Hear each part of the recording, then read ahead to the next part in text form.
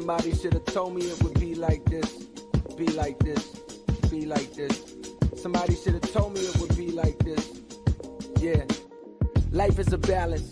You lose your grip, you could slip into an abyss. No doubt, you see these niggas tripping. Ego in charge of every move, he's a star. And we can't look away due to the days that he caught our hearts. He's falling apart, but we deny it. Justifying a half-ass shit he dropped, we always buy it. When he tell us he a genius, but it's clearer lately. It's been hard for him to look into the mirror lately. There was a time when this nigga was my hero, maybe. That's the reason why his fall from grace is hard to take. Cause I believed him when he said his shit was pure, ain't he? The type of nigga swear he real, but all around us fake. The women, the dick riders, you know the yes men. Nobody with the balls to say something to contest them. So he grows out of control until the person that he truly was all along is starting to show. Damn, wonder what happened. Maybe it's my fault for idolizing niggas based off the words they be rapping. When come to find out, these niggas don't even write they shit. Here's some new style bubbling up, then they bite this shit. Damn, that's what I get for lying to myself. But fuck it, what's more important is he's crying out for help. While the world's egging him on, I'm begging him to stop it. Playing his old shit, knowing he won't top it. False prophets. Somebody should have told me it would be like this, be like this, be like this. Somebody should have told me it would be like this, be like this. False prophets. Somebody should have told me it would be like this, be like this, be like this. Somebody should have told me it would be like this. Yeah, false. I got a homie, he a rapper and he wanna win bad. He want the fame, the acclaim, the respect that's been had by all the legends. So every time I see him, he's stressing. Talking about niggas don't fuck with him. This shit is depressing and I know he's so bitter he can't see his own blessings. Goddamn, nigga, you too blind to see you got fans, nigga. And a platform to make a classic rap song to change a nigga's life. But you too anxious living life. Always worry about the critics who ain't never fucking did it. I write what's in my heart, don't give a fuck who fucking with it. But in a sense, I can relate. The need to be great turns into an obsession and keeps a nigga up late writing words. Hoping people observe the dedication that stirs in you constantly. But intentions get blurred. Do I do it for the love of the music or is there more to me? Do I want these niggas to worship me? False prophets. Somebody should have told me it would be like this, be like this, be like this. Somebody should have told me it would be like this, be like this. False prophets. Somebody should have told me it would be like this, be like this, be like this. Somebody should have told me it would be like this. Yeah, false prophets. These rappers insecure. They talk about being a man so much I finally understand that they ain't even sure about who they are and why they do this. Guess I'm included in that category as a nigga who done had the glory. My highest moments come from telling all the saddest stories I've seen in my life. I be fiending to write songs that raise the hair on my arms. My lowest moments came from trying too hard to impress some niggas that couldn't care for mom. Therefore from here on out, my hair grow out. I care nothing about opinions. I wanna give hope like the fountains you throw pennies in. Hit the store, take your diss, make your wish. This is dedicated to the ones that listen to me on some faithful shit. I'm on some thankful shit. But the real God is in you, not the music you copying. I hear my old shit and know I can top it. False prophets.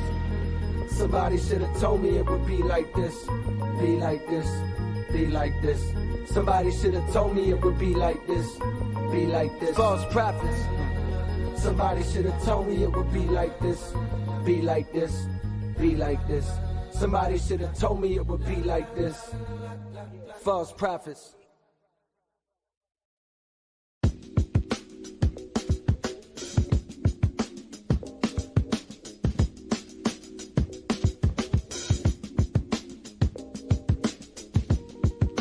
Somebody should have told me it would be like this, be like this, be like this.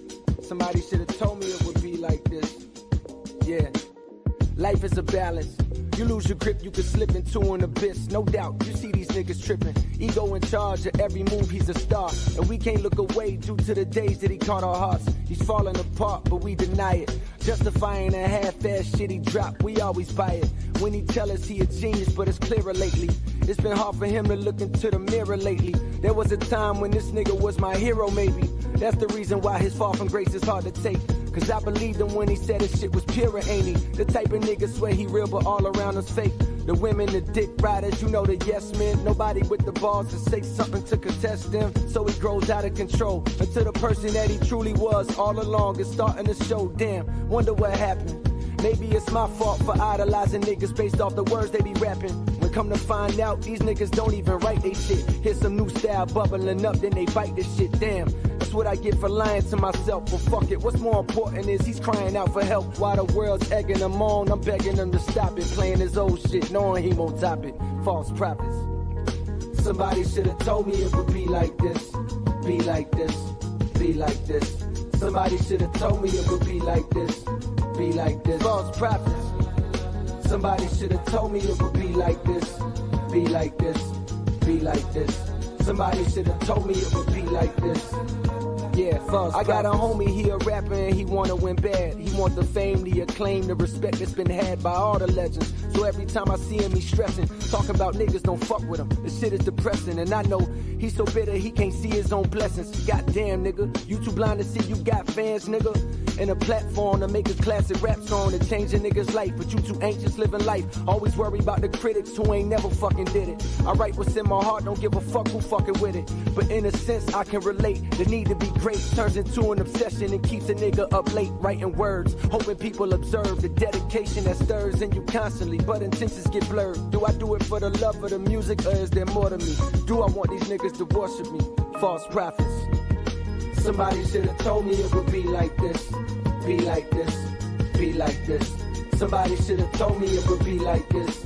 Be like this. False prophets. Somebody should've told me it would be like this. Be like this, be like this. Somebody should've told me it would be like this.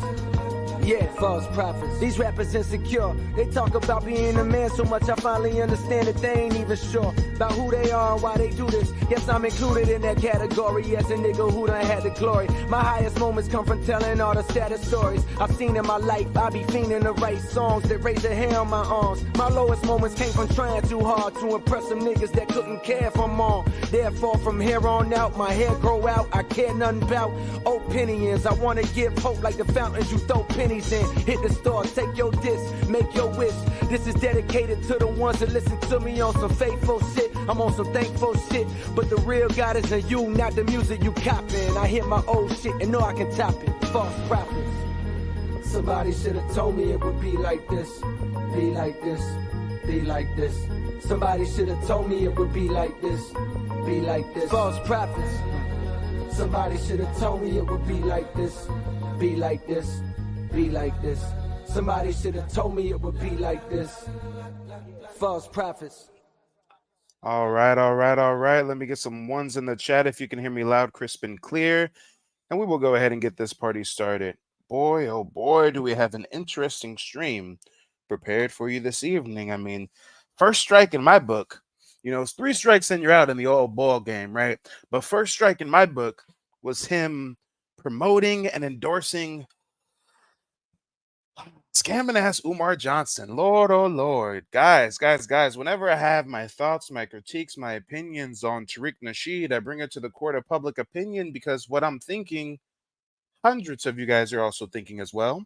And I think it's good for us to take a deeper look into what's being said and what exactly is being promoted, especially when it comes to our shared community. So first strike in my book was Tariq Nasheed endorsing Umar Johnson. I mean, you make all these cartoons, you do all these puppets, you call him out, you call him a scammer for years, and now it's Umar's a brilliant man. If Umar was in trouble, I'd bail him out. Okay, Flex, we're looking at you sideways. Now strike 2. You're defending P. Diddy, Brother Love, Sean Combs, someone who our community knows has been a predator amongst many of other things. I mean, guys, I just find it interesting that Tariq Nasheed produces a whole series about buck breaking, but then when it comes to P. Diddy, modern day buck breaking his fellow black artists, it's a witch hunt, guys. It's just white people coming after a black man, guys. Diddy's just a black man, guys. He's blackity black, y'all. He's just a black guy. He's just an FBA guy. And us FBAs can do no wrong, right? Us FBAs can do no wrong. And anybody who says otherwise is an agent, right? Anybody who says otherwise is an agent. I mean, damn, Tariq Nasheed caught a lot of flack during his live stream on Diddy. I was watching part of it live. I can only watch it for 5 minutes. And then I said, hold up, wait a minute. I'm going to have to do a stream reacting to this shit. But when I was watching for those 5 minutes, I heard him defending Diddy time and time and time again. I heard people in the chat saying, Tariq, why are you defending Diddy? Tariq, this is not a good look. You defend Tariq, why are you defending this man? And guess what would happen when they asked those questions? They got timed out. They got blocked from the chat. Ooh, strange things are going on.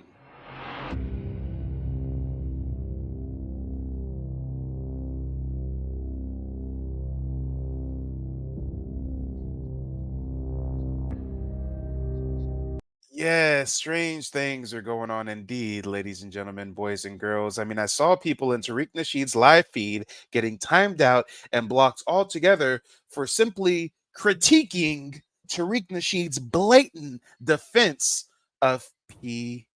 Diddy. I mean, if you go look at his comment section, if you go look at his comment section on his Diddy live feed, his own supporters are giving him the work. It's Tariq's own people is letting him know, Tariq, you should leave this Diddy topic alone, dog.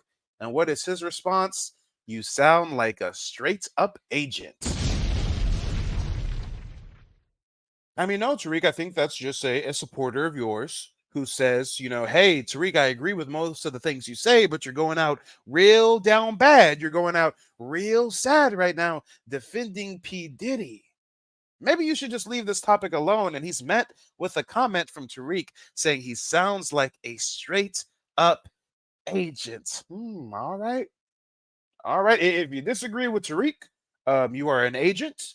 If you disagree with Tariq and you think that Diddy is guilty, then you're a tether. There's no in between. All right. There's no in between. And Lord knows, I don't give a damn. I call a spade a spade. 90% of the people that watch Mike TV are people that watch Umar Johnson. Does that stop me from roasting the fuck out of this scamming ass nigga Umar Johnson? No, not even a little bit. 99% of the people that watch Mike TV watch and are fans of Tariq Nasheed. Does that mean that I'm gonna hold my tongue and not say, hold on, why are you defending this fucking degenerate? Why are you defending a fucking sex trafficker? What is going on, Tariq? Well, you know what? God damn it. I know I've banged on some tethers. And I know a lot of tethers try to say that Tariq's my master teacher or like I'm his protege or something like that. Guys, do you know why that's far from the truth? This is why. I'm the king of receipts after all, right? This is why. If Tariq was my leader, if I was following a Tariq Nasheed's playbook, well, the Tariq Nasheed playbook says if you have business dealings with someone, don't speak critically of them. If anything, defend them to the masses. The Tariq Nasheed playbook says if it's in your best interest, if it affects your bottom line, if it's going to fuck with your money, then don't go at people that are harmful to our community. If anything, support them, deflect for them, do a whole bunch of splain. And oh Lord, oh Lord, oh Lord, if I was a true student of Tariq Nasheed, I would never do a stream like this being so critical. But God damn it, I stand on truth. I stand on lineage. I don't care who is perpetrating the wrongdoing to our community. I'm going to talk about it. I'm going to bring the evidence to you all. I'm going to drop the link and you all can call in and let me know what you think. But when Tariq did the Diddy stream, everybody was begging him, drop the link, drop the link, drop the link. Not only was he timing out everybody left and right, but he refused to drop the link. I think we all know why. So, again, I have questions. This is strike 2 in my book for Mr. Tariq Nasheed, King Flex. And I'm not the only one that is questioning his actions, that is questioning his motives. I mean, ladies and gentlemen, if you go to his live stream about Diddy, his own comment section is filled with people letting them know, Tariq, this is not the look. Tariq, this is not the move. Tariq, why are you doing what you are doing right now? Come on, come on, come on. Damn. Someone says, I remember you talking about going into business with Diddy. Is this where this is coming from? You going out bad with this? Another person says, there goes Tariq taken up for Puffy yet again. I'm starting to look at you sideways, Tariq. Hmm. Mm-mm. Another person says, fall back, Tariq. You about to pull your shoulder out reaching in this one. I mean, ladies and gentlemen, I'm not the only one that saw and heard what I heard on Tariq's stream. I'm not the only one that has these thoughts in my mind. A lot of you guys think the same thing. A lot of you guys are in a really tough predicament because on the one hand, we realize the historical significance of Tariq Nasheed's work, but at the same time, we cannot turn a blind eye to some obvious fuckery. Some obvious fuckery. Let's talk about it, y'all. Someone goes on to say, we can't cap for that sellout. Diddy got fat on eating butter biscuits. They broke their tool. Now we don't have to pick up the broken tool. Another Tariq Nasheed subscriber says, before I clicked the video, I knew Tariq would have the cape on. It's getting embarrassing at this point. It's too much evidence out here to be this biased. Fuck Diddy. Now black people are jealous of his money? Lord, you can't shame people to cape for that, man. If he was a broke black man, Tariq wouldn't care. At the end of the day, he sees himself in Diddy. Hmm.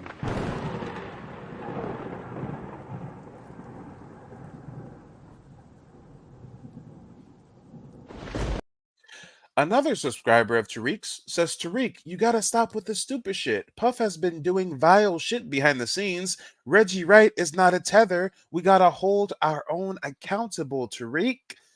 Hey, I agree with that sentiment. I think we have to hold our own accountable. I think if Tariq Nasheed did not have active business dealings with P. Diddy and his subsidiaries, I don't know if Tariq would be talking like this. I don't know. I don't know. Mm.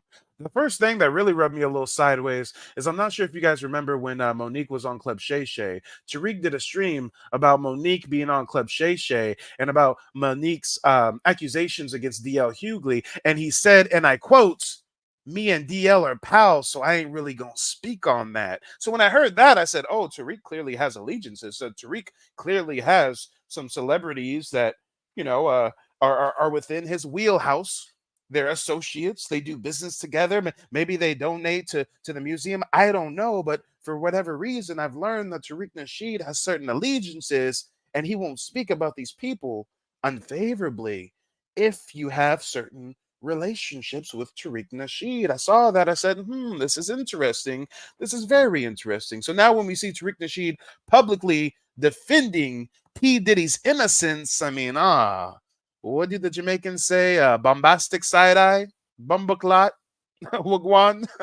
Come on, come on, come on. And don't worry, guys. Don't worry. We're gonna do a little quick recap of what people are alleging of P Diddy, and then we're gonna hear it straight from the horse's mouth. We're gonna hear Tariq Nasheed vigorously defend P Diddy. And then afterwards, I'll drop the link and you guys can call in and you, Tariq Nasheed stands, can say how no, see what happened was he didn't say he was innocent, but he alluded to him being innocent. You know what happened. What don't worry, guys. I'm not like Tariq. I know a lot of you guys have smoke for me because I am critiquing your God figure. But I'll drop the link and you guys can let me know what you think. But god damn it, I said, wait a minute. When I read the comments on his own live stream, I said, whoa, I'm not the only one. When I read the comments on his live streams, I said, what? Tariq had business with P. Diddy? You see, I don't watch Tariq Nasheed like that. So I didn't know that going on the last 4 years, Tariq Nasheed has had a business working relationship with Revolt TV. He was a speaker at the Revolt Summit. He does a bunch of news segments for Diddy's TV app network or whatever called Revolt TV. So it's safe to say Tariq Nasheed's cashed some checks from Diddy, or at least Diddy's conglomerates or subsidiaries, if you will. So when this man is up here splaining and defending a known predator, you guys have to realize it's because they do business together. And if we recognize that as a fact and we say, damn, Tariq, we thought you was for the people, but now you're defending a human trafficking, gang raping, grooming, child molesting pedophile of sorts. Well, goddamn, Tariq, we got to look at you with bombastic side eye now.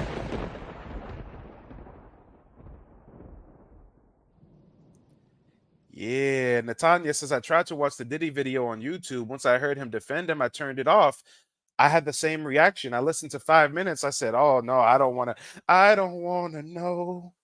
Tariq, if you're shilling out, keep it on the low. Come on. I can't take it no more, y'all. I can't take it no more. I turned away as well. I said, wait a minute, I can't. Tariq didn't just say what I thought he said. Tariq didn't. What? Yeah, we gonna get into it, y'all. We gonna get into it. Without further ado, before we react to the footage of Tariq Nasheed obviously, blatantly defending P. Diddy's innocence, well, let's do a little bit of reading first. Let's see exactly what Tariq Nasheed is defending.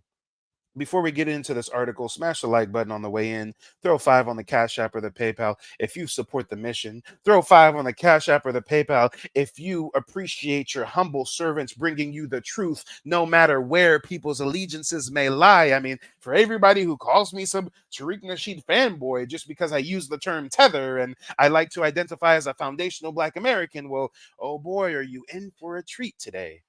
You're definitely in for a treat.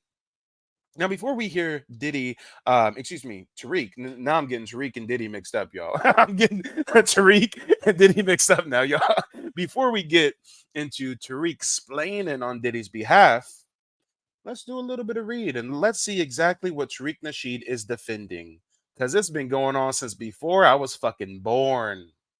I'm a 90s baby, born in 94. This has been going on since before I was born. And Tariq Nasheed is going to say, who's innocent? Tariq Nasheed is going to defend who? Damn, the feds don't come knocking unless they got enough to already convict your ass. Let's talk about it. Let's talk about it. And chat, for all of my moderators out there, there's going to be a lot of haters. There's going to be a lot of people on Tariq Nasheed's nutsacks dick riding the man. So these are the rules of engagement for my moderators out there. I see you, Nick. Thanks for showing up.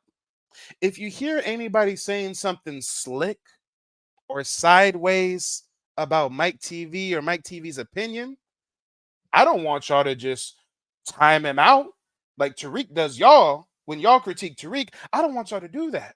Mods, if you see somebody talking slick or reckless or critiquing Mike or his thoughts or his opinions, urge them to click the link and call in. And if you notice in the chat, they're still typing, yet they haven't clicked the link, then you can go ahead and time them out. Give them a warning, time them out. And if you see that they're still spamming my chat and not clicking the link, which is already posted, then you can go ahead and ban them. God damn it, I like to run my platform a bit fair, if you will. You know, as fair as possible. Come on. We got a Cash App coming through from Portia. Appreciate you throwing 5 on it, darling. But let's go ahead and get into it, y'all. Let's go ahead and get into what Tariq Nasheed is defending exactly. 1990. Combs starts his music industry career as an intern at Uptown Records, working under executive Andre Harrell. 1990 to 1991. According to a November 2023 lawsuit, Combs and the R&B singer Aaron Hall allegedly sexually assaulted an unnamed victim and a friend after a music industry event, then beat her several days later when confronted. Damn. 1991.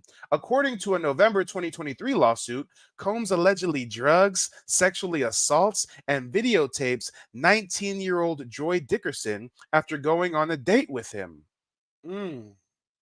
1993.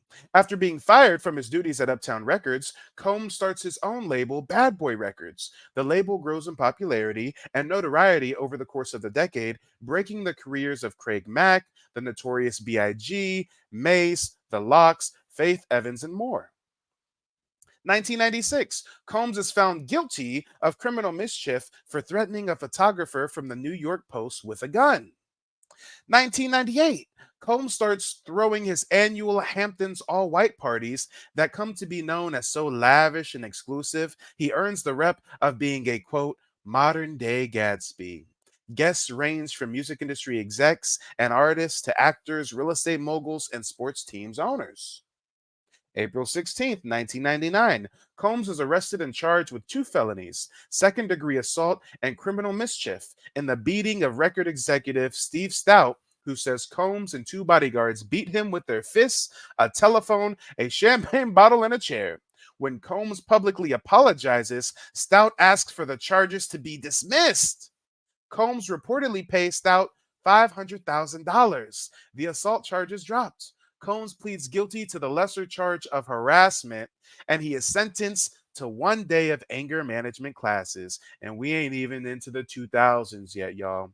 We ain't even into the 2000s yet. So when y'all hear Tariq Nasheed defending this man, hold on, Mr. Flex. We've got to look at you with a bombastic side eye. December 27th, 1999, Combs, along with then girlfriend Jennifer Lopez and rapper Shine, are arrested in relation to a shooting at Club New York. Combs is charged for weapons violations, but is ultimately acquitted. March 2000, the first season of Making the Band airs on ABC, then later MTV. The reality TV competition centers Combs as he searches for new talent to put together in a band. Running for 12 seasons total, the show later became a cultural staple for MTV, and through it, Combs created bands like Day 26 and Danity Kane, all signed to Bad Boys Records. March 26, 2001. In a lawsuit, local TV host Roger Mills sues Combs, accusing him of assault, false imprisonment, destruction of property, intentional infliction of emotional distress, and a civil conspiracy in an exchange where Combs' entourage roughed him up and destroyed his camera. Quotes, as we have yet to be served with this complaint, we are unable to comment on specific allegations, a Combs spokesperson said in a settlement. However, any claim that Mr. Combs participated in any wrongdoing is totally false. Furthermore, facilitating the press with this baseless complaint is a blatant attempt to exploit Mr. Combs' celebrity for media attention. A jury finds in favor of Combs in 2004. But wait, there's more. 2003. According to a December 2023 lawsuit, Combs, his former Bad Boy Records president, Harvey Pierre, and the third unidentified man allegedly gang raped an unnamed 17-year-old victim at a Manhattan recording studio. This is the type of nigga that Tariq Nasheed is defending on his channel. This is the type. Hey, I don't care if he hasn't been charged or convicted yet. If people is even saying that somebody that Mike TV is gang raping a 17-year-old, then y'all have permission to look at me with the utmost scrutiny. So why, when we look at P. Diddy with that same scrutiny, does Tariq say that we're agents if we think that Diddy is guilty? We're participating in a witch trial, Tariq says, if we think P. Diddy is guilty, when they've been alleging since the early 90s that he's been doing some fuck shit. 2003. Gang rape of a 17-year-old victim at a Manhattan recording studio. But wait, there's more. It's gonna get worse. It's not gonna get better. Come on. 2003. According to a December 2023 lawsuit, Combs, his former Bad Boy Records president, Harvey Pierre. Oh, you know what? I'm reading the same one. Long story short, in 2003, it's alleged he gang raped a 17-year-old. Let's get to 04. July 6, 2004, Combs arrives at his annual Hamptons all-white party in possession of the Declaration of Independence, marking a new level of fortune and braggadocio for the mogul. Oh, okay, god damn it. If he isn't an Oreo of sorts, P. Diddy said, look at me, I'm at my all-white party and I have the Declaration of Independence. I'm flexing on you, niggas. I'm flexing. All right. That's interesting. 2005, Combs and the singer Cassie Ventura meet for the first time, and Combs expresses interest in wanting to sign her to his label. Ventura is 19 years old. Cassie is 19 years old when her 37-year-old boss, P. Diddy, starts making passes at her. Yeah. Guys, I'm 29 and I wouldn't be caught dead with a 19-year-old. I know they ain't mentally developed. I ain't really got nothing in common with a 19-year-old. God damn it. But if I was 37, fucking on a 19-year-old, Lord, tell me that ain't some grooming involved. Tell me that ain't some grooming involved. So when all of y'all say, well, how did he human traffic Cassie when Cassie was an adult? I mean, technically, she was an adult, and technically, she was still a fucking teenager, and he was 37. But I digress. You know. And he paid millions of dollars to her overnight, but there was no truth to the allegations, right? I digress. February 2006, Ventura signed a 10-album deal with Bad Boy Entertainment. Her debut single, Me and You, is released, and her self titled album drops the same year. According to a November 2023 lawsuit, Combs' vicious cycle of abuse begins here. Tell me this ain't some grooming. Tell me this ain't using your celebrity status, using your power to manipulate a young teenage woman. Damn. Hey, baby, I got you a 10-album deal, right? You locked in with me for life. Now we gonna start doing some freak offs. All right. Ventura alleges years of psychological years of physical, psychological, and emotional abuse. She claims Combs forced her to purchase and take illegal drugs like cocaine, ketamine, and ecstasy, that he filmed her as he forced her to participate in sex with male sex workers in multiple cities for his own voyeuristic pleasure in a practice he called freak-offs, and that he beat her on many occasions in retaliation for talking to other men, often with witnesses present. Okay, all right. October 24th, 2007, Combs becomes a marketing ambassador and stakeholder in Ciroc vodka by beverage maker Diageo. Sales of the vodka skyrocket, and Combs becomes synonymous with the brand. March 6, 2007, in a lawsuit, Gerard Richardson alleges that Combs punched him, pushed his girlfriend, and tried to spit on another woman outside of Teddy's nightclub at the at the Hollywood Roosevelt Hotel. In a statement, Combs' attorney, Benjamin Braffman, says, and y'all, this is what his attorney's been saying on his behalf since the 90s. I quote, "It's just another example of an opportunistic seeking to fabricate a lawsuit based on a flat out lie to try to take advantage of Mr. Combs' celebrity status." So we're supposed to believe that anybody who has allegations against P. Diddy is trying to take advantage of his celebrity status, but we're also supposed to believe that P. Diddy has not been taking advantage of others with his said celebrity status. All right. All right. May 11, 2007.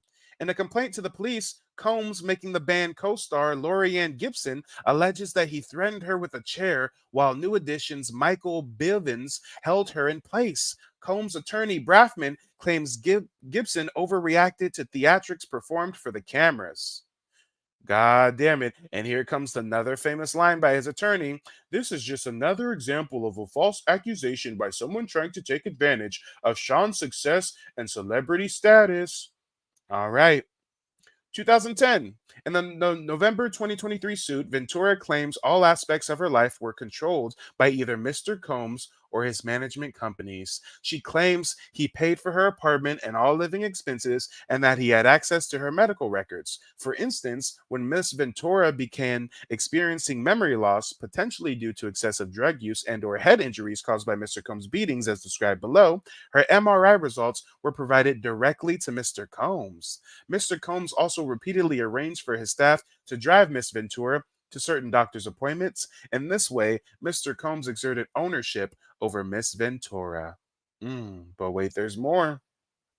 February 2012, in the November 2023 suit, Ventura alleges that Combs said he was going to blow up the car of rapper Kid Cudi, whom Ventura was dating at the time, and that he wanted to ensure that Cudi was home with his friends when it happened.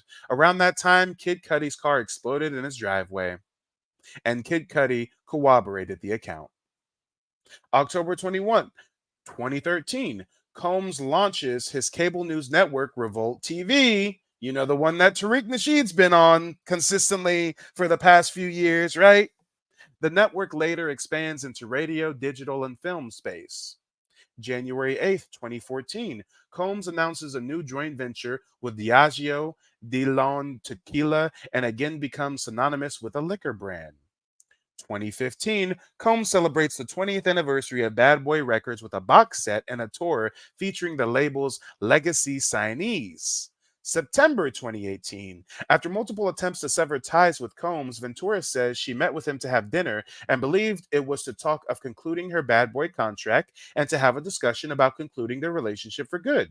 But after the dinner, Ventura alleged he forced himself into her apartment and forcibly raped her.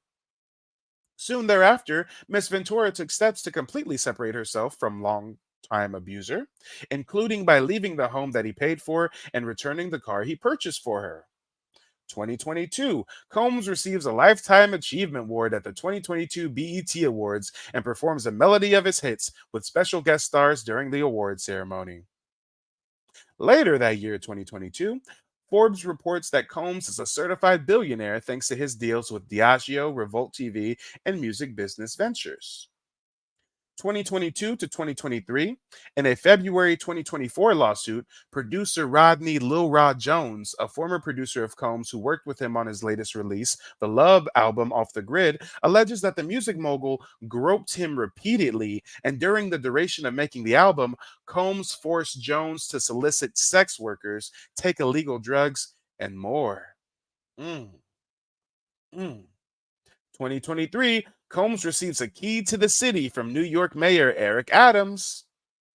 November 2023, Ventura accuses Diddy's of years of sexual misconduct, harassment, sex trafficking, and rape. Ventura's allegations lasted for the entirety of their working and professional relationship. Ventura filed the civil suit in New York Superior Court under the state's Adult Survivors Act, a New York law permitting victims of sex abuse a 1-year window to file civil action regardless of the statute of limitations of the crimes themselves. So when y'all want to say it's just a witch hunt on Diddy, no. New York changed their law. You have a 1-year window to file civil action against people who have sexually abused you, regardless of when the crimes took place. That's why now all of a sudden people are coming out to sue Diddy. Because before the statute of limitations had passed, but now they said, hold on, y'all got a 1-year window to list whatever lawsuits you want. Come on, y'all. I don't need to do any more reading. I mean, we've got multiple people coming through claiming he did gang rape in 2023. Come on, y'all. Come on, we got petitions. We got recording academies talking about we're taking this matter very seriously and we're going to evaluate it. Da, da, da, da. I mean, guys, this is the fall of Diddy. The feds have come knocking, but shit, let's see what Tariq Nasheed has to say about this. That's very extra. And what it sounds like they're looking for some kind of video, not of some trafficking. And we got to see, and that's another thing. They keep using the word trafficking, sex trafficking. All right. They keep saying the word sex trafficking. Who did Diddy sex traffic? All right. You see, that's kind of a catch-all thing. They just keep saying the same thing. Yeah. Did they get his house in New York too? Okay. So they keep saying sex trafficking, sex trafficking, sex trafficking. He didn't get arrested though, but they're doing a sex trafficking investigation. They keep saying that word. They keep using that term, sex trafficking. And what does that mean? Sex trafficking is, basically, I'm white and I say so. No, Tariq Nasheed. The definition of sex trafficking is not I'm white and I say so. Tariq Nasheed already early on wants you to believe that this is some grand conspiracy perpetrated by white supremacists, y'all. Tariq, you're like 20 years older, 25 years older than me. Tariq, I think you should know the definition of human trafficking, of sex trafficking. It's the action or practice of illegally transporting people from one country or another for the purpose of sexual exploitation. So yes, when a rich guy flies out some chick and exploits her sexually and then sends her back home, that's sex trafficking. When somebody drugs a chick, flies in male escorts to gangbang him and shit, that is participating in sex trafficking. But Tariq Nasheed doesn't know that. Yes, really, nigga. Yes. Tariq Nasheed just said sex trafficking is I'm white and I say so, y'all. He wants us to believe this is a grand conspiracy put on by the white power elites to just take down an innocent black man, huh? So they keep saying sex trafficking, sex trafficking, sex trafficking. He didn't get arrested though, but they're doing a sex trafficking investigation. They keep saying that word. They keep using that term, sex trafficking. And what does that mean? Sex trafficking is, basically, I'm white and I say so. Come on, y'all. They call me the king of receipts for a reason. Come on. I already know that there's going to be so many Tariq Nasheed cult followers clicking the link to call in and tell Mike how he's wrong. Tariq never used the word innocent, Mike. He never actually used the word innocent. God damn it. Tell me he isn't alluding to this man's innocence. Sex trafficking is I'm white and I say so. That's the first point where he tries to defend Diddy. I'm taking notes. How about you? Let's hear what the second point is. Just like with Cassie, they're saying that with Cassie, she was sex trafficked. That was an adult who just did freaky things with Puff. So how was that trafficking, right? You can still be an adult and still be trafficked. A 19-year-old Cassie could have still been trafficked by 37-year-old Diddy. Yes, Tariq, it happens. You used to be a pimp, right? You know about the game, right? You know some people twist the game and do some fuck shit, right? Come on now. But because P. Diddy's an FBA, I think he gets a pass, y'all. If Diddy was a tether, oh Lord, if Diddy had an immigrant background, it'd be a field day, I'm sure. They just keep saying the same thing. Yeah, who did he traffic? Notice they never say who he's trafficking. They just say sex trafficking over and over and over again. There are multiple people listed in the lawsuit, Tariq. Cassie's one of the main ones. If Diddy did not sex traffic her, why did he pay her tens of millions of dollars in a lawsuit overnight? All right. So first Tariq says sex trafficking is I'm white and I'm say so. Now he's like, who's the people he trafficked though? What's the names though? Again. They're not saying who's being trafficked. So that's a very deliberate media manipulation. Right. He sex trafficked Cassie. How? How do you sex traffic an adult who... Adults can still be sex trafficked. Didn't R. Kelly just go behind bars for sex trafficking and running some cult, and all those women were of adult age? All right. 19-year-old Cassie didn't get sex trafficked and drugged and raped and shit because she was over the age of 18. All right, Tariq. Who's having consensual relationships. How do you do that? Yeah? It's just, I'm white and I say so. You see? And we got to look at the Cassie situation. See, Cassie aesthetically is a non-white person, but in the system of white supremacy, they'll use a proxy if it's for the purpose of getting at a black person, especially. Second point of trying to defend Diddy. Now he's victim blaming here and claiming that Cassie is being used as a proxy. Guys, I don't know if you knew this, but word on the street is Cassie was trying to settle this lawsuit with Diddy for years. And since he never wanted to play ball, finally in 2023, she files the lawsuit. But for years, she was trying to settle with this man. For years. Take notes. I am. First, he wants us to believe sex trafficking is I'm white and I'm say so. Now he wants us to believe Cassie isn't really a victim, that she's a proxy. Especially a black man of means. They'll use a proxy, a white adjacent. You understand? So although Cassie's a black woman, she's a real light-skinned woman. So now we're getting into the color semantics, and Cassie is white adjacent now all of a sudden. All right, y'all. I didn't know Cassie was white adjacent. Did y'all know Cassie was white adjacent? I'm finding out something new. Dan, they'll use a white adjacent, and I'm not caping for anybody, but I'm not throwing folks under the bus just because see, hold on. He says, I'm not caping for anybody, but we all know that when you use the word but, basically you're going to strip away everything you just said before the but. If I say I'm a fan of Tariq, but then that means, in despite of me being a fan, we've got to hold him accountable. So when he says I'm not caping, but he's basically saying I'm not caping, but watch me put on this cape. This is the thing, and I'm gonna get on the Cassie thing in a minute. But here's the thing. He beat what? So Girl So Bad He Had Time. Who did he beat? Cassie? Who did he beat? Right? Who did he beat? Yeah, if he's with Cassie and Cassie's doing all of this stuff, only the white adjacents can go back and say, okay, well, I was trafficked. These black girls don't get away with that type of stuff. So now we're getting more into the race play, Tariq.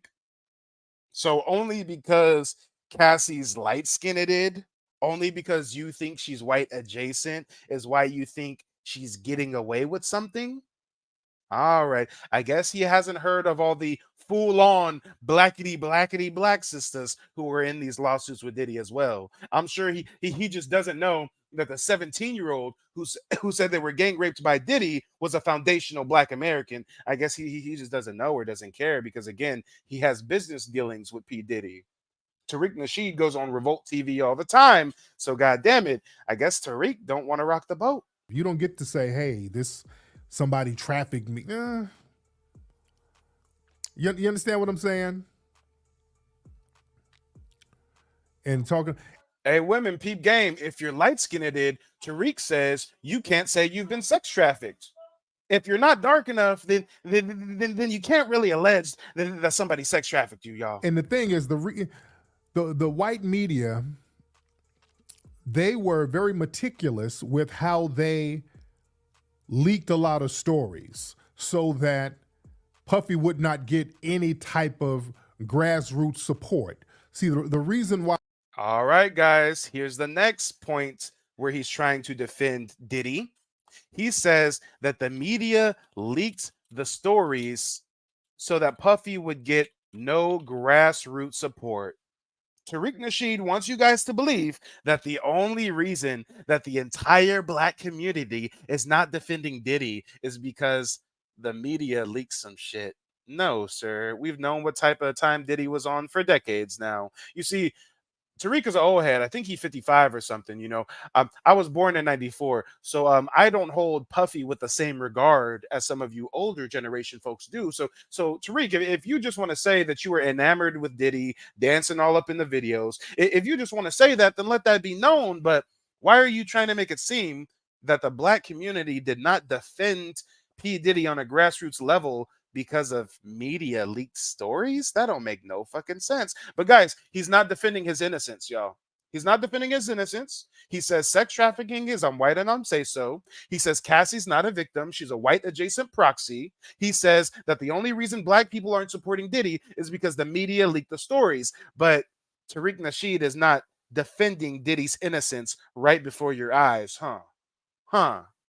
Yeah, y'all, click the link, call not in. Getting a lot of grassroots support is because of the gay allegations. Oh, first it was he's getting no grassroots support because the media leaks. Now he doesn't get no grassroots support because of the gay allegations. All right.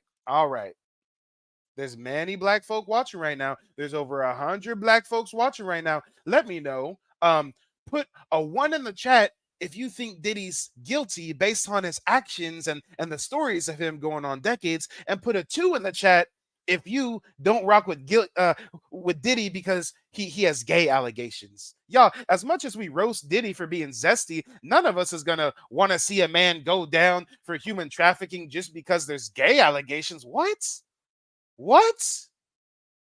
Damn. Guys, are you taking notes? Because I am.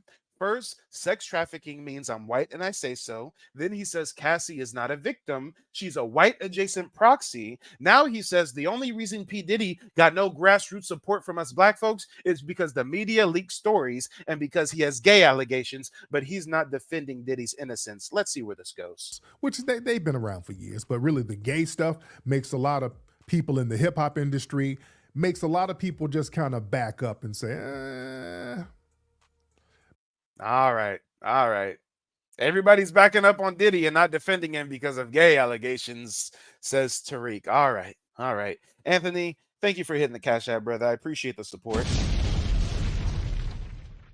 Oh, and Anthony just came through with a second Cash App. Appreciate the support, brother. On y'all, I am figuratively cutting off my own foot right now by standing on business and gatekeeping what's going on in our community, because I know a lot of you guys love Tariq. Tariq can do no wrong in your eyes, but let's listen to him defend the innocence of an alleged pedophile sex trafficker. makes a lot of people back up off that thing. Yeah. It makes a lot of people back up off of it. Yeah, her mother, from what I understand, I think her mother's a tether. I think her mother's Caribbean and her dad is Filipino. And the thing is with Cassie, yeah, she has a mother with black ancestry, but that doesn't matter. How does she? Damn, y'all. Cassie's a tether, y'all. We going into tether talk now. Cassie's just a tether. You know, her mama has a foreign background, so we can't believe nothing that Cassie is a legend because Cassie is a tether. Let Tariq tell it. All right. All right. Okay. Okay, King Flex. Nothing that Cassie alleges is correct because Cassie is a tether, y'all. She's a tether. We can't believe a tether. Which they've been around for years, but really the gay stuff makes a lot of people in the hip hop industry, makes a lot of people just kind of back up and say, makes a lot of people back up off that thing. Yeah. It makes a lot of people back up off of it. Yeah, her mother, from what I understand, I think her mother's a tether. I think her mother's Caribbean and her dad is Filipino. And the thing is with Cassie, yeah, she has a mother with black ancestry, but that doesn't matter. How does she identify herself? You see? How does she identify herself? You know? Does she identify herself as white? Now we're questioning what Cassie identifies herself as. Forget the fact that there's dozens of other people in the lawsuit, right? Forget the fact that people have alleging things about Diddy for years. We're now going to question Cassie's lineage. Look at this deflection tactic, y'all. Now we're questioning the victim's lineage. Is she black enough to make the allegations? Or white adjacent? You see, that's very important. But here's the thing. And again, not caping for anybody, not throwing anybody under the bus. This thing was very well orchestrated. And yeah, he's not getting any gay support either. But listen, there's a lot of black people. Why are black people so celebratory? Now he's going to step away from victim blaming to now blaming our community. Now he wants to blame black folks for this. Why are we so celebratory? You know, Diddy's black, guys. Diddy's an FBA, guys. We should support him. We should start a GoFundMe campaign for his rich billionaire ass, right? We should all be on Twitter feeds and stuff and telling people, no, you can't say nothing about Diddy. Diddy's FBA. What the fuck is he talking about? What? He's stepping away from shaming the victim. Now he's gonna shame our community. Let's hear it, y'all. He's about to shame us. There's a lot of black people very celebratory about, the feds going after Puffy. There's a lot of celebratory energy there. I don't think anybody in our community was celebrating it, guys. He wants us to believe it was like when Bin Laden got fucking caught, or Saddam, or whoever it was, and all Americans were in the street talking about USA, USA. Black people aren't celebrating anything. We're saying, damn, chickens are coming home to roost. We're saying, damn, my mama, my grandma. We heard stories about Diddy, and now we finally seeing them stories come to light. But he wants us to think that we're relishing in a black man be destroyed. All right, but he's not defending Diddy, right? He's not defending Diddy's innocence, right? And I should have had the phone lines on. What's so celebratory about that? That's not really, is that a flex? Because we got to understand that could happen to any black person. Oh Lord. He wants us to feel sympathy. He wants us to have sympathy and empathy for Diddy now, y'all. Why should we celebrate the feds coming at Diddy? That can happen to anybody. No, Tariq Nasheed, not every black person is fucking a pedophile, gang raping teenage girls. What the fuck are you talking about, Tariq? No, this can't happen to anybody. The average black person ain't going around using their status and celebrity to perpetrate crimes for fucking decades, Tariq. What is he talking about? Oh my God, you guys are getting an honest reaction. I only watched 2 minutes of this before I said, fuck it, let me do a live stream with you all here. But this shit gonna make me mad. What the fuck is he talking about? Damn, tell us that Revolt TV just gave you a good check, nigga. Just let us know Revolt TV pays you well and you get a lot of new subscribers every time you go on Revolt TV, Tariq.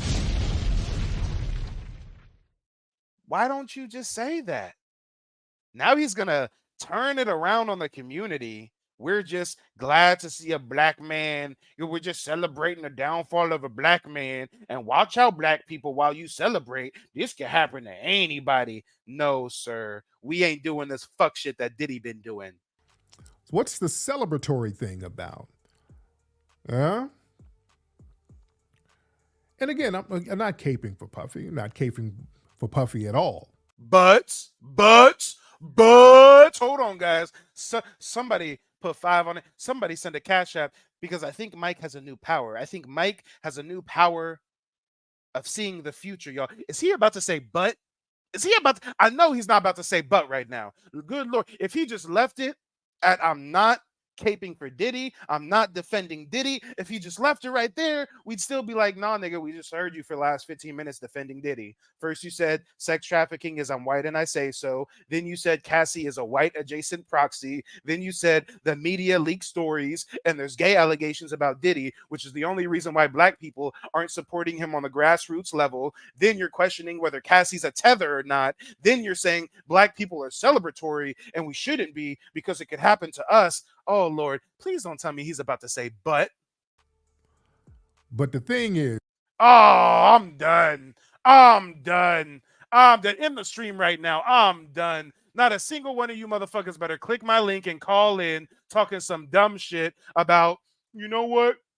Mike, I don't think Tariq is actually defending Diddy. You know, he didn't actually say that Diddy was, you know, was innocent. He's just saying, you know, everything but that. He's just defending him in every possible way other than saying verbatim, I think Diddy's innocent. Come on, y'all. Why you got to throw a but on it? Why can't you just leave it at you're not defending him? There's a lot of black people very celebratory about, you know, the feds going after Puffy. There's a lot of celebratory energy there. And I should have had the phone lines on. What's so celebratory about that? That's not really, you know, is that a flex? Because we got to understand that could happen to any black person. What's the celebratory thing about? Huh? And again, I'm not caping for Puffy. I'm not caping for Puffy at all. But the thing is, I think deep down, there's a lot of black folks who are celebratory about it because you see a very wealthy black person. Oh, guys, now we're going to dip into the next deflection tactic that Tariq Nasheed uses in defense of P. Diddy. Now he's going to tell us that we just jealous that P. Diddy got so much money, y'all. We just so jealous that P. Diddy is so wealthy, so that's why we celebrate. We just so jealous P. Diddy a billionaire. Flex won't be a billionaire like Diddy. What the fuck is he talking about right now? Get brought down to your level. You understand? I think a lot of people kind of get off on that too. And this is the thing why, and these are lessons here. These are lessons here. Wait, somebody. And yes, this live stream goes on for another hour and a half or so. He never opens the phone lines. And everybody who was in this chat saying, nah, you tripping. Nah, homie, this ain't it. They got timed out or they got banned from typing in his chat. But if you go to his live feed right now, all the comments in Tariq Nasheed's own live feed say, what the fuck is you talking about, Tariq? This ain't it. This ain't it, Tariq. This ain't it. Someone says he was buck breaking black folks with his power and wealth. He got to go. Yeah, Tariq only defending because Puffy had him on revolt and it's cool with him. Diddy was no ally to our community. Stop the fucking cap. Sorry, Tariq, you can't put the cape on for Puffy. He's been trash for the last 20 years. Nobody's hating on him because of his wealth. Tariq is splaining on Diddy very heavy. I completely disagree with Tariq's take on the black community's perspective on Puffy. Come on, man, stop it. Puff did harm to his own people. These types gotta go. I'm not gonna lie, I've never seen you cape so hard for somebody. Tariq must have done partied with Diddy. The Diddy splaining is next level crazy. Tariq, it's not the gay allegations, it's the predatory and abuse allegations. So you're saying Jadakiss and Styles P were lying about Diddy robbing them? This episode bombed hard. Just say you're cool with Diddy and you don't want to speak on it, but trying to make a monster look like a man who's innocent is wild. Tariq talking like Diddy got a pic of him with Cuba Gooding Jr. Sister says, thank God most of the chat sees the light. Y'all don't like Diddy because he flaunts wealth. Nah, this one wasn't it, big dog. Still looking forward to the movie. Come on. This was not a good look for Tariq. What happened at Revolt for Tariq to have the cape on extra tight for Puffy? Tariq, leave this Diddy topic alone, dog. To which Tariq replies, you sound like a straight up agent. Oh, Lord. If you tell Tariq this ain't a good look, leave the topic alone, then you're an agent. God damn it. What am I then? What am I? I remember you talking about almost going into business with Diddy. Is this where this is coming from? You going out bad with this one. Another person says, there goes Tariq taking up for Puffy yet again. I'm starting to look at you sideways, Tariq. Another one, fall back, Tariq. You about to pull your shoulder out reaching on this one. Damn. Before I clicked on the video, I knew that Tariq was about to have the cape on. It's getting embarrassing at this point. It's too much evidence out here to be this biased. Fuck Diddy. Now black people are jealous of his money? Lord, you can't shame people to cape for that man. If he was a broke black man, Tariq wouldn't care. At the end of the day, he sees himself in Diddy. Tariq, you gotta stop with this stupid shit. Puff has been doing vile shit behind the scenes. Reggie Wright is not a tether. We gotta hold our own accountable. But wait, when you get a check cut by Revolt TV, I guess you don't want to speak ill about the owner of Revolt TV. All right. He abused MF for 30 years. Who? Who did he abuse? And what proof do you have that he abused people? What proof do you have? You got a lot of people coming out saying stuff with no proof. Yeah? Who did he abuse for 30 years? And we've heard a whole bunch of stories. A lot of stuff has never been corroborated. Yeah? Just be real. Let's stop with all of that. Let's low key. There's a lot of secret contempt that people have for well-to-do black people. Here we go, y'all. He's not defending Diddy, but he wants us to believe that there's just contempt for it's just because Diddy got money, y'all. We just jealous because Diddy got money. Look at the look on his face. I think he does see himself in Diddy a bit because he is one of the most well-off person in the quote-unquote conscious community, and he does get a lot of flack for that. So look at how smitten he looks when he promotes that idea. You know what, guys? I think there's just people who just are jealous of Diddy. You know, he's a successful black man. Let's low key. There's a lot of secret contempt that people have for well-to-do black people. We got to be very honest with that. Yeah, you can sit here and say, it was the abuse, and stop. There's a lot of secret contempt that a lot of people have for well-to-do black people. So he wants to gaslight us now and make us think that we're being critical of Diddy. Wait, we're not critical. We're being celebratory because Diddy's so well-to-do. All right. And here's the thing. Puffy's brand is about flossing his wealth. Let's talk real here. Puffy's brand is about, yeah, got all this money. Take that. I got all this money. Look at me. I'm balling out. I got this money. Take that. I'm balling out. I got all these cars. Whoop, whoop, whoop. And psychologically, when a black person is well-to-do and they floss their money, that even though people will admire it, deep down, they hold resentment to it. All right? Deep down. So now he's telling us that we have resentment for Diddy because he's so rich and successful. All right, Playboy. All right. There's a resentment that they have to it. They resent a black person flossing their wealth like that. You understand? That's why you got to kind of chill with the flossing sometimes. Sometimes you do have to chill with all that flossing. Yeah? Sometimes you got... Oh, it's not that sometimes they have to chill with all that sex trafficking.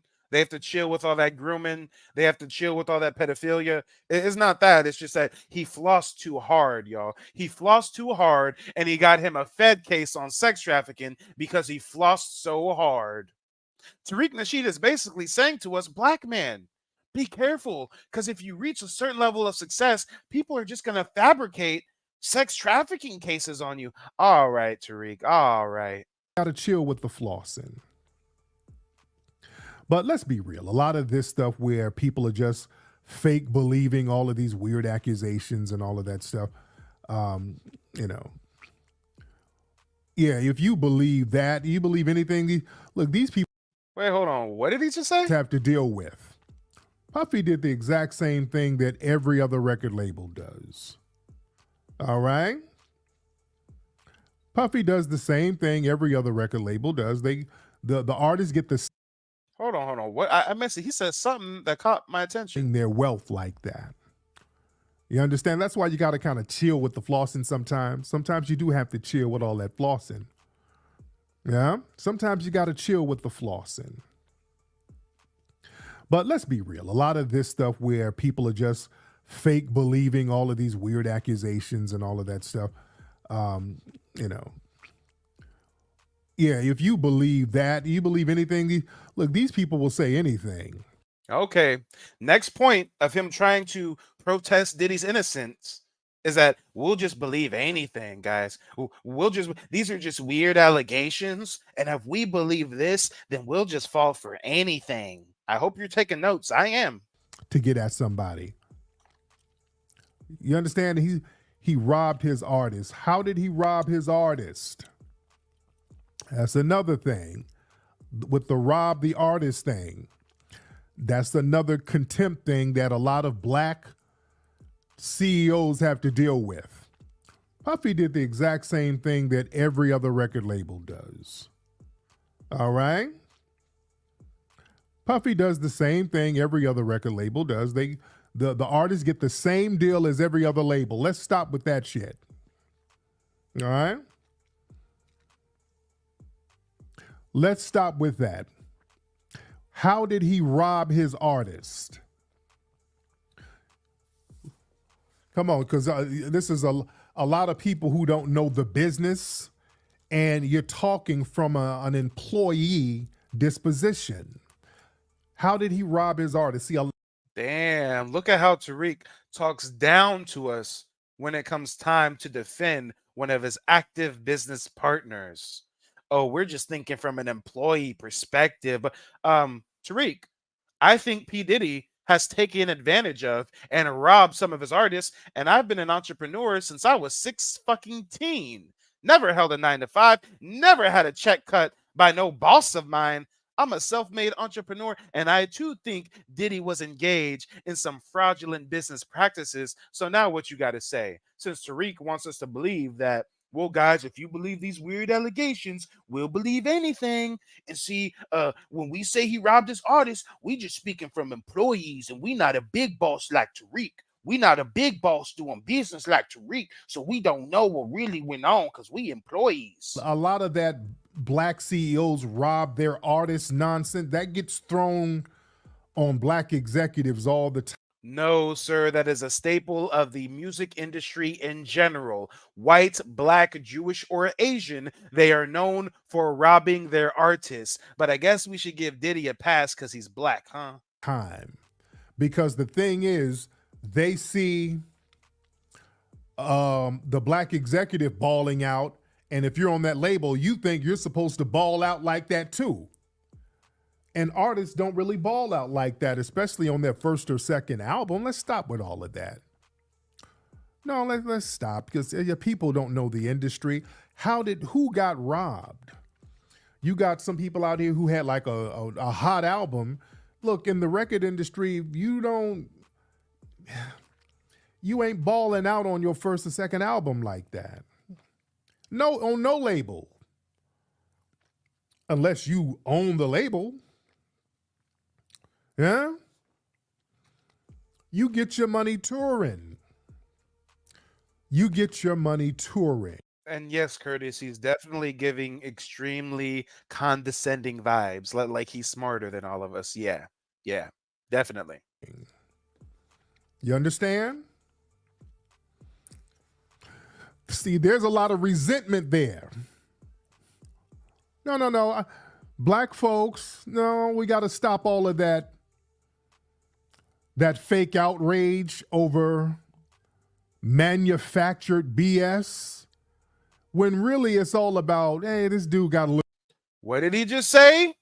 He's not defending Diddy's innocence, but he says, and I quote, "This is all manufactured BS because people are jealous." What did he just say? I'll rewind it back a little bit. He just said that these allegations stemming from 1990 is manufactured BS. But tell me he's not defending Diddy's innocence. You get your money touring. You understand? See, there's a lot of resentment there. No. Black folks, no, we got to stop all of that fake outrage over manufactured BS, when really it's all about, hey, this dude got a little bit too much money.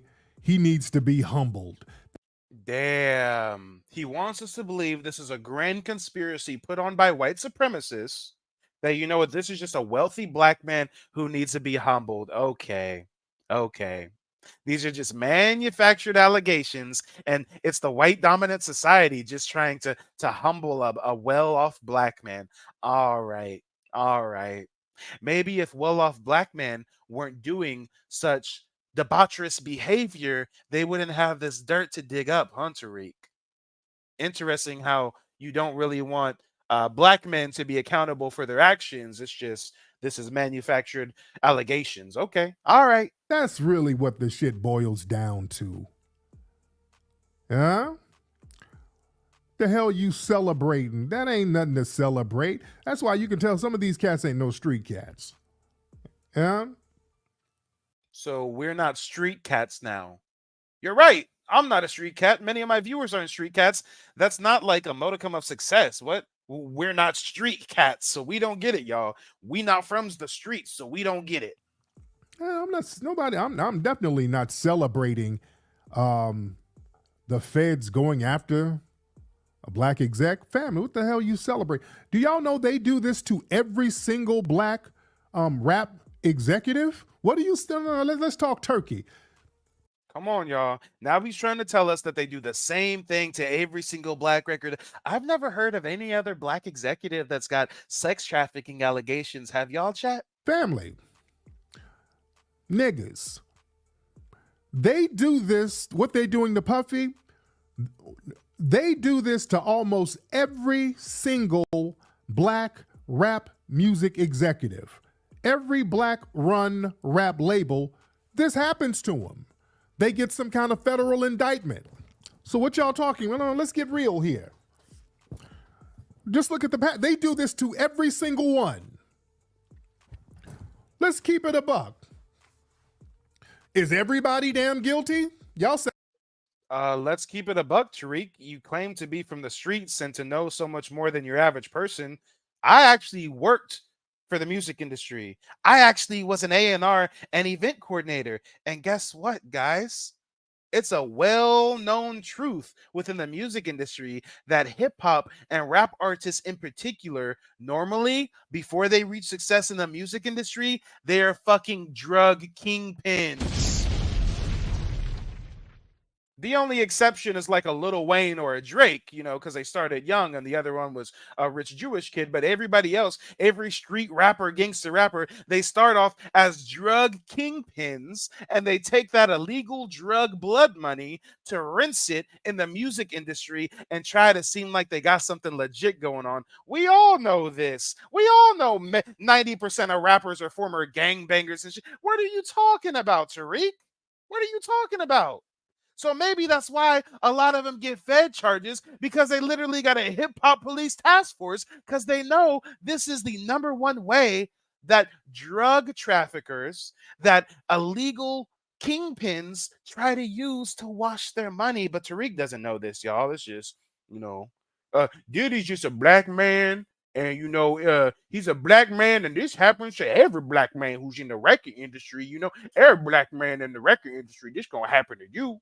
You just don't understand because, you got an employee mindset. Sound like the white supremacists. Look, from Sugar Hill, let's just go down the line. Name a black-run rap record label that wasn't under indictment by the damn feds. Name it. Name one black record executive or record label that doesn't have a history with organized crime. Word on the street is Diddy made his money with BMF before he ever became an A&R. So what are you talking about? Hill Records, the first one was under some federal indictments. They had some federal stuff going on. Sugar Hill Records, the very first one.